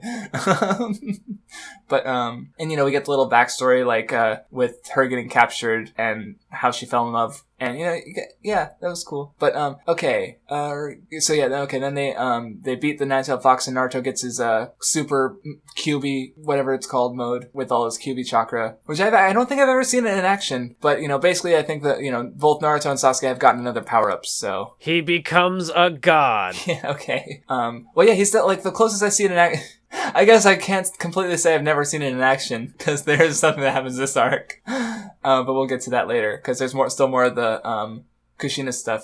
Because, yeah, he gets that mode. Like, yeah, I'm glad we've read this chapters now, because there's not a lot to... even though we are kind of a fair bit of ways, this might actually be the longest one yet. But it's, I don't know. I'm also kind of glad we're getting close to the end of Naruto. So, but yeah. So anyway, Kushina starts talking about how she was the last Jinchuriki, which I was actually just wondering about because they were talking about how like the Mizukage was the Jinchuriki as well, the one who was being animated. Yeah. And so I was like, well, who was the guy who had the before Naruto? And it was Kushina. And they get into one thing that made me think of something else, where they talk about how like they've been having the Uzumaki clan ladies or Uzishio or whatever they called them as a Jinchuriki for the Kyuubi. And it reminded me of another shonen series called Ushio and Tora, which also has a bunch of like sealing ladies keeping back a nine-tailed beast. And it made me wonder if maybe there's some mythological reference going on there, because it's just way too specific for where you have just like like ladies from a certain clan of family magically keeping back a nine-tailed monster. And that like maybe it's just a giant fucking coincidence, but it just maybe it'll come up again with Ushio and Tora, but I feel like there's a mythological reference there. So, I don't know exactly what, like, is there a certain type of Kyuubi, like, nine-tailed beast in the, Japanese mythology? I know it's inspired from Japanese mythology. Like, I know that there's Kurama from Yu Yu Hakusho, I think, something is connected to something like that, or, So, Kurama, like the nine-tailed fox? no, there's a character in Yu Yu Hakusho called Kurama. And I forgot I do know that, too. Okay, I wasn't sure, because I don't remember how much you know about Yu Yu Hakusho. So, because I just remember that all the tailed beasts have their own names, and Kurama is the name of this tailed beast. So, I think. I might be wrong there. I don't know. That's right. This is all later stuff, so. But anyway, that just a thing I noticed there. But, so yeah, then she finds out how, she took her burden. And then we get to this is where the arc starts to, or this stuff starts to lose me a bit, is with we find out about the Toby attacking. What happened on that night? Yes. Well, we get the full picture, and it's nice to see that full picture. So, he attacks, he steals baby Naruto, and, Minato saves him, but he can't, he releases the nine-tailed fox out of Kushina, which doesn't kill her immediately, which I wonder if maybe there's a difference between the sealing process and just it being released, like. Well, he did say that, like, so the Uzumaki don't die immediately. Yeah, obviously she can't die because you've got to give her they have to have the tear-jerking scene later, where she's giving her final words to baby Naruto, so she can't die immediately. So I guess it's different, like, again, it's different enough, like, it's not like it's the same, sealing ritual as what happened with Gaara, it's just, he's letting the beast go, so, I guess, sure, I'll buy it, but at the same time, yeah, it is notably different. So, but yeah, he releases it. The Kyuubi attacks Konoha. Minato goes off to save the fucking day. Really, the point, like, what is there even to say here? Like, he does it, but like, the point where it starts to lose me is because Minato, and like, let's put it this way. And like within the hour, he comes up with like this incredibly elaborate like scheme for sealing the nine-tailed fox. Like he stops Toby, and then he's like, "Okay, I'm going to use this specific seal technique to seal. Have to keep his chakra away, and I'm gonna be in there. You're gonna be Kushina. Everyone's gonna go in Naruto's belly, and I'm gonna give this key, and I'm gonna send it off to." And I'm like, "Dude, stop! Stop! What the fuck? You're making Itachi look like the little bitch now. With your fucking 8th level intellect, chess master grand scheming, and just like, Jesus fucking Christ." Like, cause again, this was like, did he have this contingency in mind just in case something went wrong with Kushina, like, already? Or he's just had so much planned. I'm just like, good thing you happen to know all these techniques and stuff to do this exact thing. So yeah, I was a little, yeah, that's where it started losing me a bit. But other than that, like, what did you think about this moment? Like, especially with like the tearful goodbye to baby Naruto. Like, did that make you feel emotions? Not really. Okay, yeah, I can't say. Like, I got it. It's cute. Like, it's sad that they don't get to see their baby grow up. But like, I mean, we've spent like fucking 500 chapters knowing that already, so. Oh yeah, and there's what I did like about this stretch of chapters was, I guess, like the relationship, the dynamics between Kushina and Minato. Because like, I like the idea that the fourth Hokage that had been built up, or like he was like top of the popularity, like not he was top, but like popularity polls. He's like up there. He's up there, and he hasn't done anything. And I kind of like this idea that the honorable. The esteemed fourth Hokage was kind of like not to say he was a wimp, because he was capable. He fought with Toby. He was like like the idea was that he was sort of like kind of wimpy, sort of, and like that's what Kushina and everybody thought about him. Yeah. So like he kind of was, and like you see when she was kind of his strength. She helped like make him the man that he is, and so like when she that was the part I liked. You know, when she's down, you get to see some flaws from him, which is nice because this is the guy who had been kind of like just built up by nature because he's the fourth Hokage, Naruto's father. So it's like, oh, this guy's amazing, but he's got a human side. He's got weaknesses. Yeah, I guess too. what I'll say is that I liked the human, like the parts about the characters, like that stuff establishing Kushina and what it was like with Minato. But then the plot stuff is where the flashback I stopped giving a shit, where it's just like, oh, things are happening, and like. Yeah, and then at the end you get the character moments, but it's just like, well, okay, sure, you know, like with them and Baby Naruto, it's yeah. And though I will say I do like this this cover page with it's like a slice of life scene, like a hypothetical what if they didn't die, and you got older Naruto like running out the window, and that was a good cover. It's cute, and I'm just like, oh, they're dead. Everyone, they're both dead now, and Naruto doesn't get to have this cute scene. And well, especially I like how Kushina's hair is like floating up. And 1, 2, 3, 4, 5, 6, 7, 8. Yep, 9. Her hair is split into 9 tails, as she's angry at Naruto, and it looks like fire, but it also happens to be 9. I thought it was cute. But it was just a slice of life alternate universe cover page. So nope, the reality is much harsher. The reality is that everyone's fucking dead. I think it was just like the way that everything played out. Like, you know, they get like they're both like stabbed through the chest, and this is after Minato had already done the Reaper Death Seal. But like, oh, we still got time that Kushina. Can, they're both like get out this long. They're both speech. like dying from the being impaled, but also. They're both have other like Kushina had the 9 tails ripped from her, and Minato has the Reaper Death Seal, so they're both like double dead, and they're still able to give these last words. So okay, sure, I get it. It's just I mean, I guess it was kind of cool that she gave her big speech, and then Minato is just like, and I agree with your mother, and that's it. Yeah.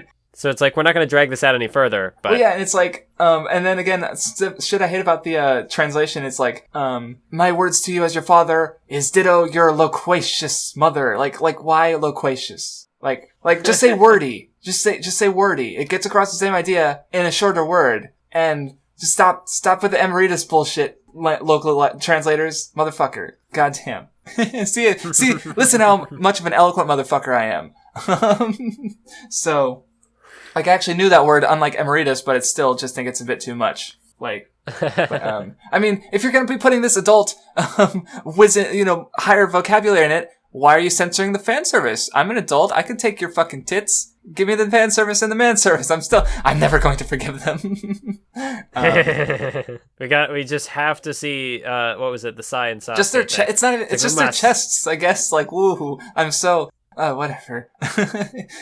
And now I feel bad for the girls though, because they don't get their man service. I'm just more like disappointed that they censored it at all. Really, like it's just I'm not a fan of censorship. Like, damn it, if you want tits in your shit, put tits in your shit.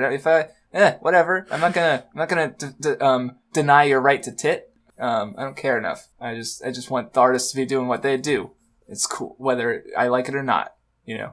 But so yeah. Then anyway, Kushina fades away into the aether. And it's sad. But yeah, so Naruto, he's a good boy. He grew up properly. And this might just be a problem with how, cause like I said, I liked the levity in this arc because we just came off of a super dramatic thing. We're probably going to jump into a super dramatic thing. And so I guess like the drama in this arc just falls flat for me. Yeah. Well, again, like I do like the establishing of Minato and Kushina's characters, but maybe it's also the fact that they've literally been dead for so long. Like, how are you going to try and make me feel emotions for these characters? Like, I know they're already fucking dead. Like, I mean, I'm sure it's possible. Like, I'm trying to think of an instance, because it's like if you reread a series, like, you know, like I've felt sad for characters in flashbacks before when they tragically die, but something about this didn't work for me. Like, I'm not sure why, because they're fine characters, and it just maybe it's just the fact that their death was so like, why is Kushina even alive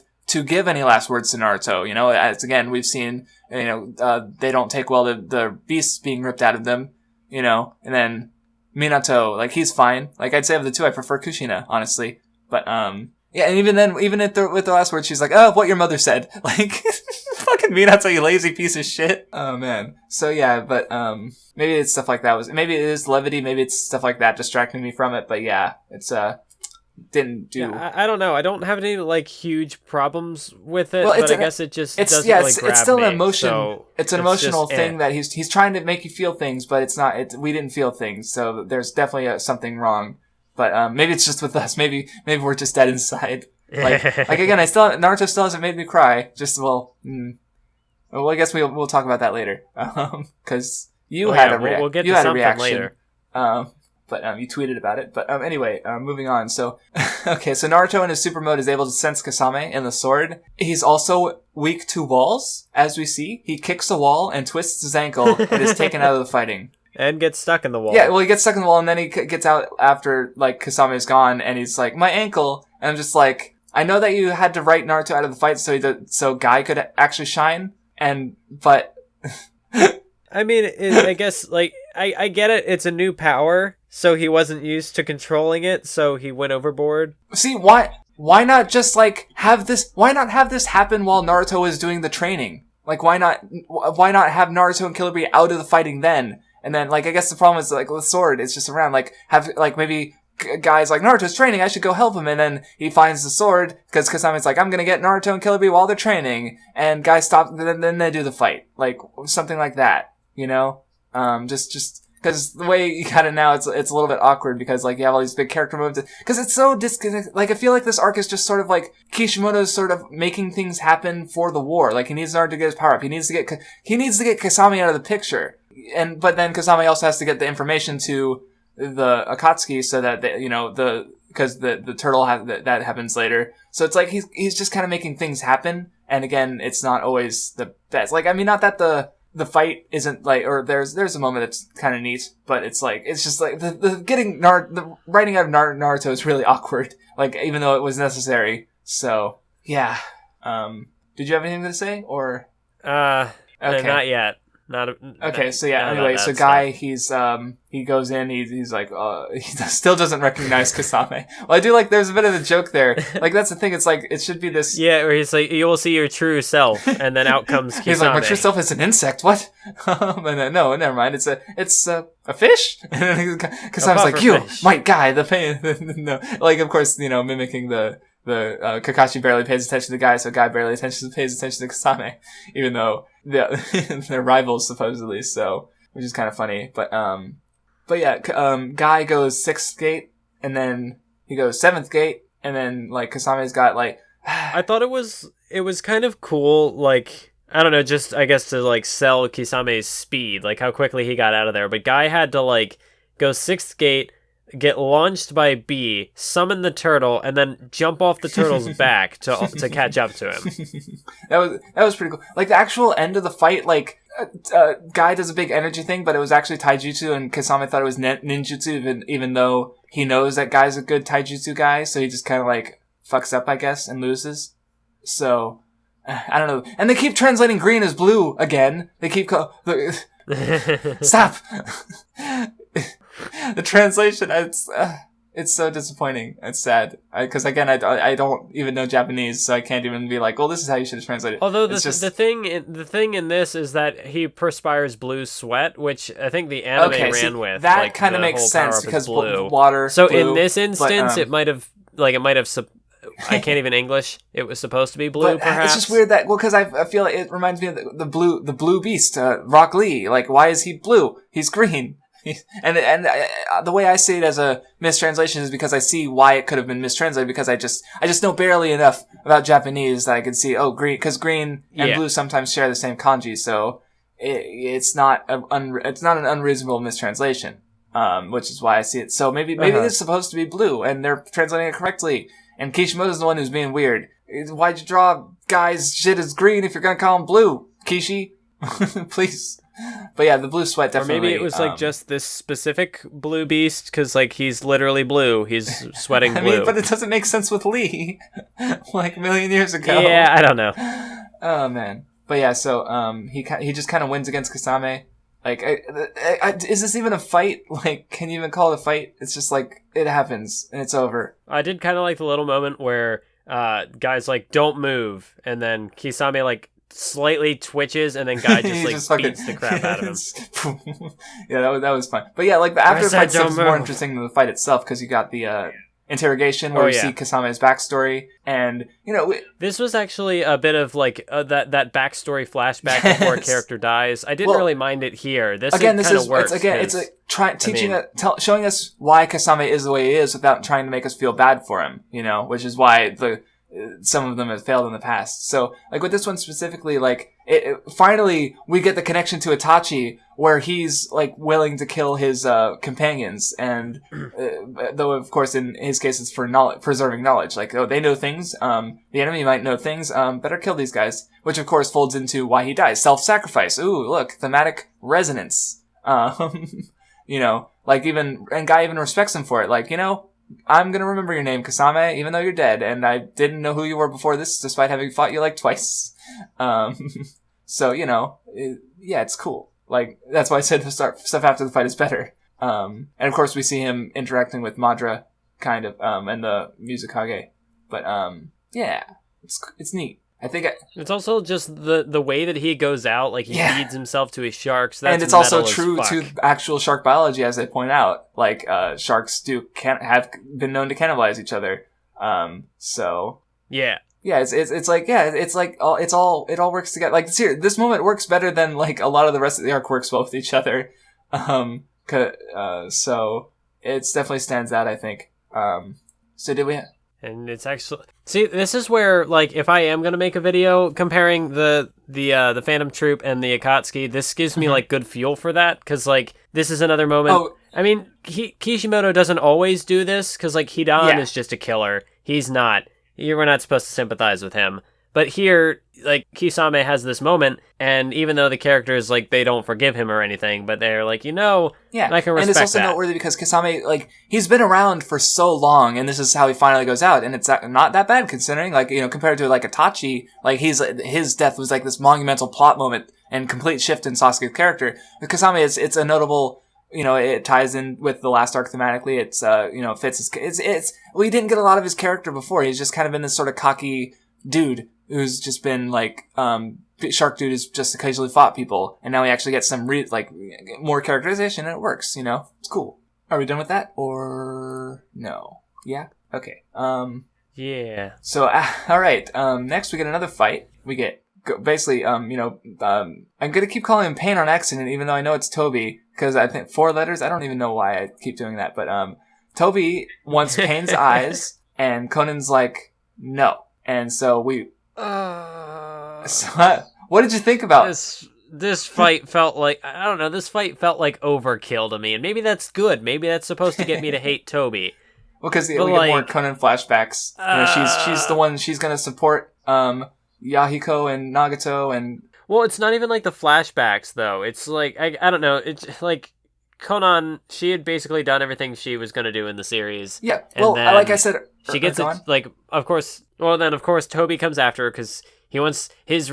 See, part of the thing I don't like about this is that the whole idea is like, well, Conan says, oh, well, no, Nagato and Yahiko were acting of their own volition. It's, their own desires. They were doing this of their own accord. And Toby's just like, nah, I gave him the Rinnegan. What? They were all playing into my hands. This is that part is specifically along. Like, did he just find a random kid and give him the Rinnegan and then just fuck off for like 5,000 years? Like, but what? I'm pretty sure they explain it later when they but go then, into well, his how the fuck but was Obito even alive even still, then? Yeah. Okay, yeah, because I remember I was thinking Jiraiya, and I'm like, wait, how old was Jiraiya when that happened? How old was Obito when that happened? Like, because Kakashi, I mean, I guess what's confusing me is that Nagato looks really old, and Kakashi, but Kakashi should be older than him if Obito's also older than him. So, I'm confused about my timeline. Or that maybe they're like around the. I forget exactly what the timeline is. Because it's just weird to me to think that, like... But I don't know, it kind of feels like it just... And maybe that's the point, is that, like, really all of Pain's actions, or Nagato's actions, were kind of pointless because they were in service of Toby's. But it really does invalidate, I feel, a lot of what Nagato is going for. I think that's why I don't want to believe him, because if Nagato... Because I would say Pain's probably my favorite villain thus far, and oops, never mind. He was merely a pawn... You know, Like I'm fine with him like not actually being the leader. That of the I'm fine with, Akatsuki but and, like, him not even being the leader of his own ideals, like. Yeah, because like it was set up that even before Pain attacked Konoha, it was set up that Toby was actually the mastermind. He was the leader of the Akatsuki. Yeah. So I could understand, like, I don't know, like the fact that Pain's philosophy was essentially like it. Toby like did the it. only thing really that he did of his own accord was Betray Pain. by disowning his own, betraying Which his own was philosophy. shit. That was a bad part of the arc because it undercut so much before it, and now the good parts of that arc are getting undercut by Toby because Pain. Oh, his character didn't matter. It was just Pain. It was just Toby manipulating him. Whatever. And then the fight itself, like the 6 billion explosive tags. Actually, I think wasn't it 600 billion? 600 billion. Excuse me. Like, apparently someone did the math and like. Because you know how small they are, right? Apparently that many would still be enough to cover like 14% of the world, like Earth. Oh my god! Yeah, it's and that might be like that's a lot. That's a lot of explosive tag. Like, where did she get that many trees? Are they even made of paper? Like the chalk. Oh my god! Okay, wait. She slaughtered. I don't even want to think of the math because in order to actually create this many of them, like how many people would have been involved? Like if you had 1 billion people, they would each have to create like 600. So that's like. And also, like, I know she says in the fight that she had like studied his abilities, so like she knew his weaknesses or whatever. But they didn't really have a motivation to betray him until this point, unless it was always secretly part of the plan. So like that would imply that then she constructed all of this within like a few weeks. Yeah, the 600 billion paper bombs. Or maybe she was always like maybe she was expecting to be more betrayed by Toby, perhaps. At some point, and wasn't sure when that would be. I don't know, but yeah, because this was very clearly designed for him. Yes, exactly. Yeah. But even then, I guess that's not the biggest issue I had. No, yeah, here. it's a little over the top, but again, we're kind of used to that now. Like, just gotta stop thinking about it. So, like. Although at the very least, I do like that Conan actually gets to do something. Yeah. She's the Forgotten Third, but she gets a moment here. She gets to stick it to Toby. I mean, of course she can't. Because Toby's the main villain, we can't kill him off. And even then, like at the end of the day, like, yeah, she does get to stand up against Toby. But, like, my thing with Conan is that she's, like, I said it back before, but she's an extension of Nagato's character, less than she is her own character. So, like, now she's like, oh, I'm going to support Naruto, just like Nagato is. And so she's only a support. Like, it's treated as this big character moment that she's supporting them, but it's also her only character. Like, that's just the kind of vibe I get. Like, there's not enough of her on her own to really stand out, I think. So she's very much like Sakura then, like she is the support. Yeah, but even then I feel like Sakura's got like with her it's almost like there's no conflict as for being that support. With Sakura there is, like she like it's just that last arc she had the conflict and failure, and with Conan it's just like okay, like there's no, she just does it. I don't know. It wasn't the most satisfying. I don't know. And then on top of that, because we'd already gotten Izanagi established through Danzo, but that was an incomplete Izanagi. That wasn't the true thing. So she sets up her paper bombs. They're set to go off for 10 full minutes, so he can't just teleport out of there. But he's got the Izanagi, and he survives. Suddenly it turns out he had an eye under there the whole time. That or maybe he just added one at some point. I mean, it makes sense that he would have the other eye, but at the same time, see, now I'm just thinking it's okay. As an audience member, like the biggest hint that he's Obito has always been from the beginning, the mask. But then it turns out he's had another eye under that mask the whole time. It's like, oh, maybe it's not Toby. But then why cover up just the?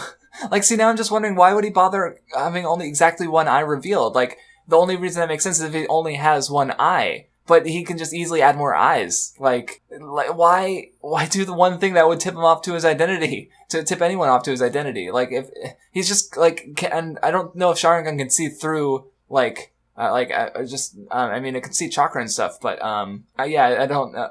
And again, it just feels like a bit of narrative cheating, especially because he's like, oh, because if you think, like, oh, he can't use the Izanagi because he only has one eye, so oh, no, he has two eyes. Never mind. So, yeah, it's just, like... Yeah, I guess for how much I did praise, like, the pre-planning for a lot, like, basically most of Part 2, this is one of those things that I feel like Kishimoto... I feel like he did not conceptualize the Izanagi at the... Like, Because I feel like if he knew he was going to pull this out, then maybe he wouldn't have set this up like this. Yeah, well, like having him with the one-eyed mask. Well, Donzo seems like it creates more problems. And Donzo with the what's it called? With the incomplete Izanagi led to a more interesting fight than this with the complete which makes me wonder about like how much of this is going to get used later because he can just give himself more eyes, so. Yeah, that's a big problem with some of this. Like, with Sasuke with the Eternal Mangekyo, that's fine. It's significant with Itachi or whatever, his eyes and stuff. But like, the penalty is that you lose your sight by using the Izanagi. But I mean, maybe you can't always get eyes on the battlefield, so you only have so many instances where you can use it. But like, I mean, what did you say after penalty losing the sight of Izanagi? I'm giving up. I'm giving up. This is me giving up. Yeah, it's not good. Because again, it's not a great fight. I don't think it does quite enough for Conan's character for me. And she loses the end. I mean, and then then you get another flashback where it's like the Jiraiya and everyone's in frog outfits for some reason. And it's kind of cute, I guess. Because they're just obediently listening while wearing silly looking frog outfits, and then they come up with their system for identifying whether or not they're there or not, which is only introduced so Kishimoto can revisit it in Conan's death. And this is why it felt like a low blow to me, because like I didn't really care about this arc. I had problems with this fight, but just through like the sheer concepts and like the panel layout. And, like, I was already invested in the trio and also Jiraiya to an extent. So just, like, he does this. Yeah. And I'm like, no, that's not fair. Well, like, okay, the black piece of paper somehow goes from, like, where Conan is, it blows all the way over and just happens to fall, like, right in the exact perfect spot on the system of frog cards to cover up the one, and just because she's dead. I just thought it was a little over the top, just because I'm just trying to think of the physics involved, like, for the obvious symbolism. I don't know, I guess it was just, like, the way it goes together, and it's like, oh, we can join together again and celebrate, and the thing is that they're all dead, so they are together, I guess, and that they're all dead, and it's sad. Yeah, it didn't affect my emotions, but I guess it affected you, so that's cool. Yeah, I choked up a little bit. Got a little misty-eyed, but I was like, oh, come on, that's not fair. That's not fair. The arc didn't build up to this. Like, I won't say he didn't actually earn it, because, like, the characters got me in some regard, because if I didn't care about the characters, I wouldn't have cared about this. Yeah. It's just, like, the panel layouts, it got me. Anyway, after this we see, Obito apparently listening to my complaints about his mask, and he gets a new mask that has where he can see out of both eyes, because he has the Rinnegan now, and I'm just like, but you've always had two eyes. Why? It's just, like, again, it just feels like it's for the audience and not the character. It doesn't make sense why he only had one eye showing before, except as a foreshadowing for Obito, and it's a little clunky. Not. I mean, I guess like the only thing like. If I could see it from like an in-universe perspective is that, well, maybe someone will betray me down the road, so maybe I should keep an entire eye hidden just in case. So that he can have a technique that like almost no one knows about under his sleeve already. Even though he'd be deliberately handicapping himself. I mean, he pulled it out here, but I don't know, because like when he fought Minato, what if Minato had like killed him? I'm thinking about it too much. I'm thinking too much. Yeah. When it comes to powers, I can't think at this point. So yeah, moving on. I like how Kabuto knows a lot of things, from being a spy. He just keeps like, he's, he knows a bit about Zetsu because he offers to, he wants one in exchange for catching Naruto. He's an assistant to Toby, but he's also being a thorn in his side. Yeah. So you got a little bit more of them. Also, there's also 100,000 Zetsus. Just don't think about it. 100,000. Don't think about it. Don't think about it. I'm not sure if there's even anything to say. If I do think about it, I just don't want to think about it. But yeah, both sides are finally mobilizing, and this is the point where I'd almost say that the arc ends and we go into the war, but we read the chapters anyway, so let's keep talking anyway about the because you get Kabuto, he flies off with Deidara, your boy Deidara. My boy Deidara. Not dead, but not dead. I did like that they have a little exchange where it's like, Kabuto, Kabuto's like, oh, you get to try your art again. And your last one didn't quite work, did it? It's like, what are you talking about? I killed Sasuke because he didn't. He doesn't know what happened. He doesn't fucking... See, what I do like about the Edo Tensei is that the people, like, they keep their personalities. Like, I know Orochimaru had kind of restricted it in the very first time it got pulled out against the third Hokage. He's like, okay, you're being too personal. I take that away now. Yeah, right. But it's cool because you can still do stuff with the characters. It's not just everybody fighting mindless zombies or everybody fighting 100,000 Zetsus. Yes. Yes, like, oh my god, the war of it would have been, like, much more painful. Well, I would say would have been as if I've already read it, but I imagine that it would have been had I read it. I'll find out. But, like, if they were personality, like, they were just sets of abilities rather than characters. But at least with this version of the Edo Tensei, I don't know how to pronounce it. There you actually do get some of a character out of it. But so anyway, like the Tsuchikage gets in a brief fight with them, and because that's the thing, Naruto's do it. They're distracting him from the fight so that he doesn't get involved and get captured. And they're like, you gotta animals, watch the animals and ecological survey. And they also censored the armadillo dick. So like when the armadillo is like unfurled, Kishimoto definitely drew the penis, but and they censored that out, so it actually was drawn there. I thought it was just clever, like, panel layout that, like, oh, we didn't see it, of course not, because it was hidden by the panel. Oh yeah. There was some panels where it should have like anyway. So like this is where I said that maybe the levity was a bit too much because we already had all that levity before, and now like the war is starting and Naruto's still being like. They're still cutting away to Naruto drawing. Yeah. So that's where it started to lose me, levity wise, because we already had plenty of it, and then so I actually like looking. Yeah, I don't think there's really much to say on the arc. Like Kabuto and the Tsuchikage start fighting, and there's no real. Yeah, we stopped there. So let's call it there, because maybe we'll come back to these chapters when we reread the war, because there'll be a resolution there. But other than that, the war has basically started. Kabuto is trying to get Naruto, and the war. We're done. And Toby's got a Rinnegan. Yes, he's got his Rinnegan. He sees everything. What does the Rinnegan even do alone? Like, the biggest ability I remember is the ability to see from multiple, like, all the eyes sort of went to the central point. Like, I thought everything else was just Nagato's intense genius, because he could do all the elemental releases, and he's just the strongest boy. So I don't even remember what the Rinnegan does, like, on its own. So, aside from, I guess he has the Rinnegan, like, I guess he needs it because Sage of Six Paths, it's special, and he could do more stuff with it, so we'll find out. But yeah, that certainly was a shift. I mean, the 5 Kage Summit was great, densely packed with a lot of information. And character moments, then and the other thing happens. And then that arc, and there was, like, the best parts were definitely, like, the levity and the Kushina, but then you still have a lot of, the fights were, and, yeah, just, So I kind of wanted to defend that arc because it was a moment of levity in between the war and stuff, and that was the best part. But it's like the rest of it, not so much. So yeah, I'm not. Anyway, so I guess it was I feel like we should have more to say at the end of it, but I guess we've been at this long and fucking enough. So thank you for listening. Next time we're gonna start the war. We're the Great Ninja War. It's almost over. It's almost done. It's gonna be some long episodes, though, I'm sure, because we only 200 chapters in like 2 episodes, or 180 chapters. That was it. And 2 episodes. So yeah, bye. Yeah, have fun listening. Hopefully we'll have fun reading.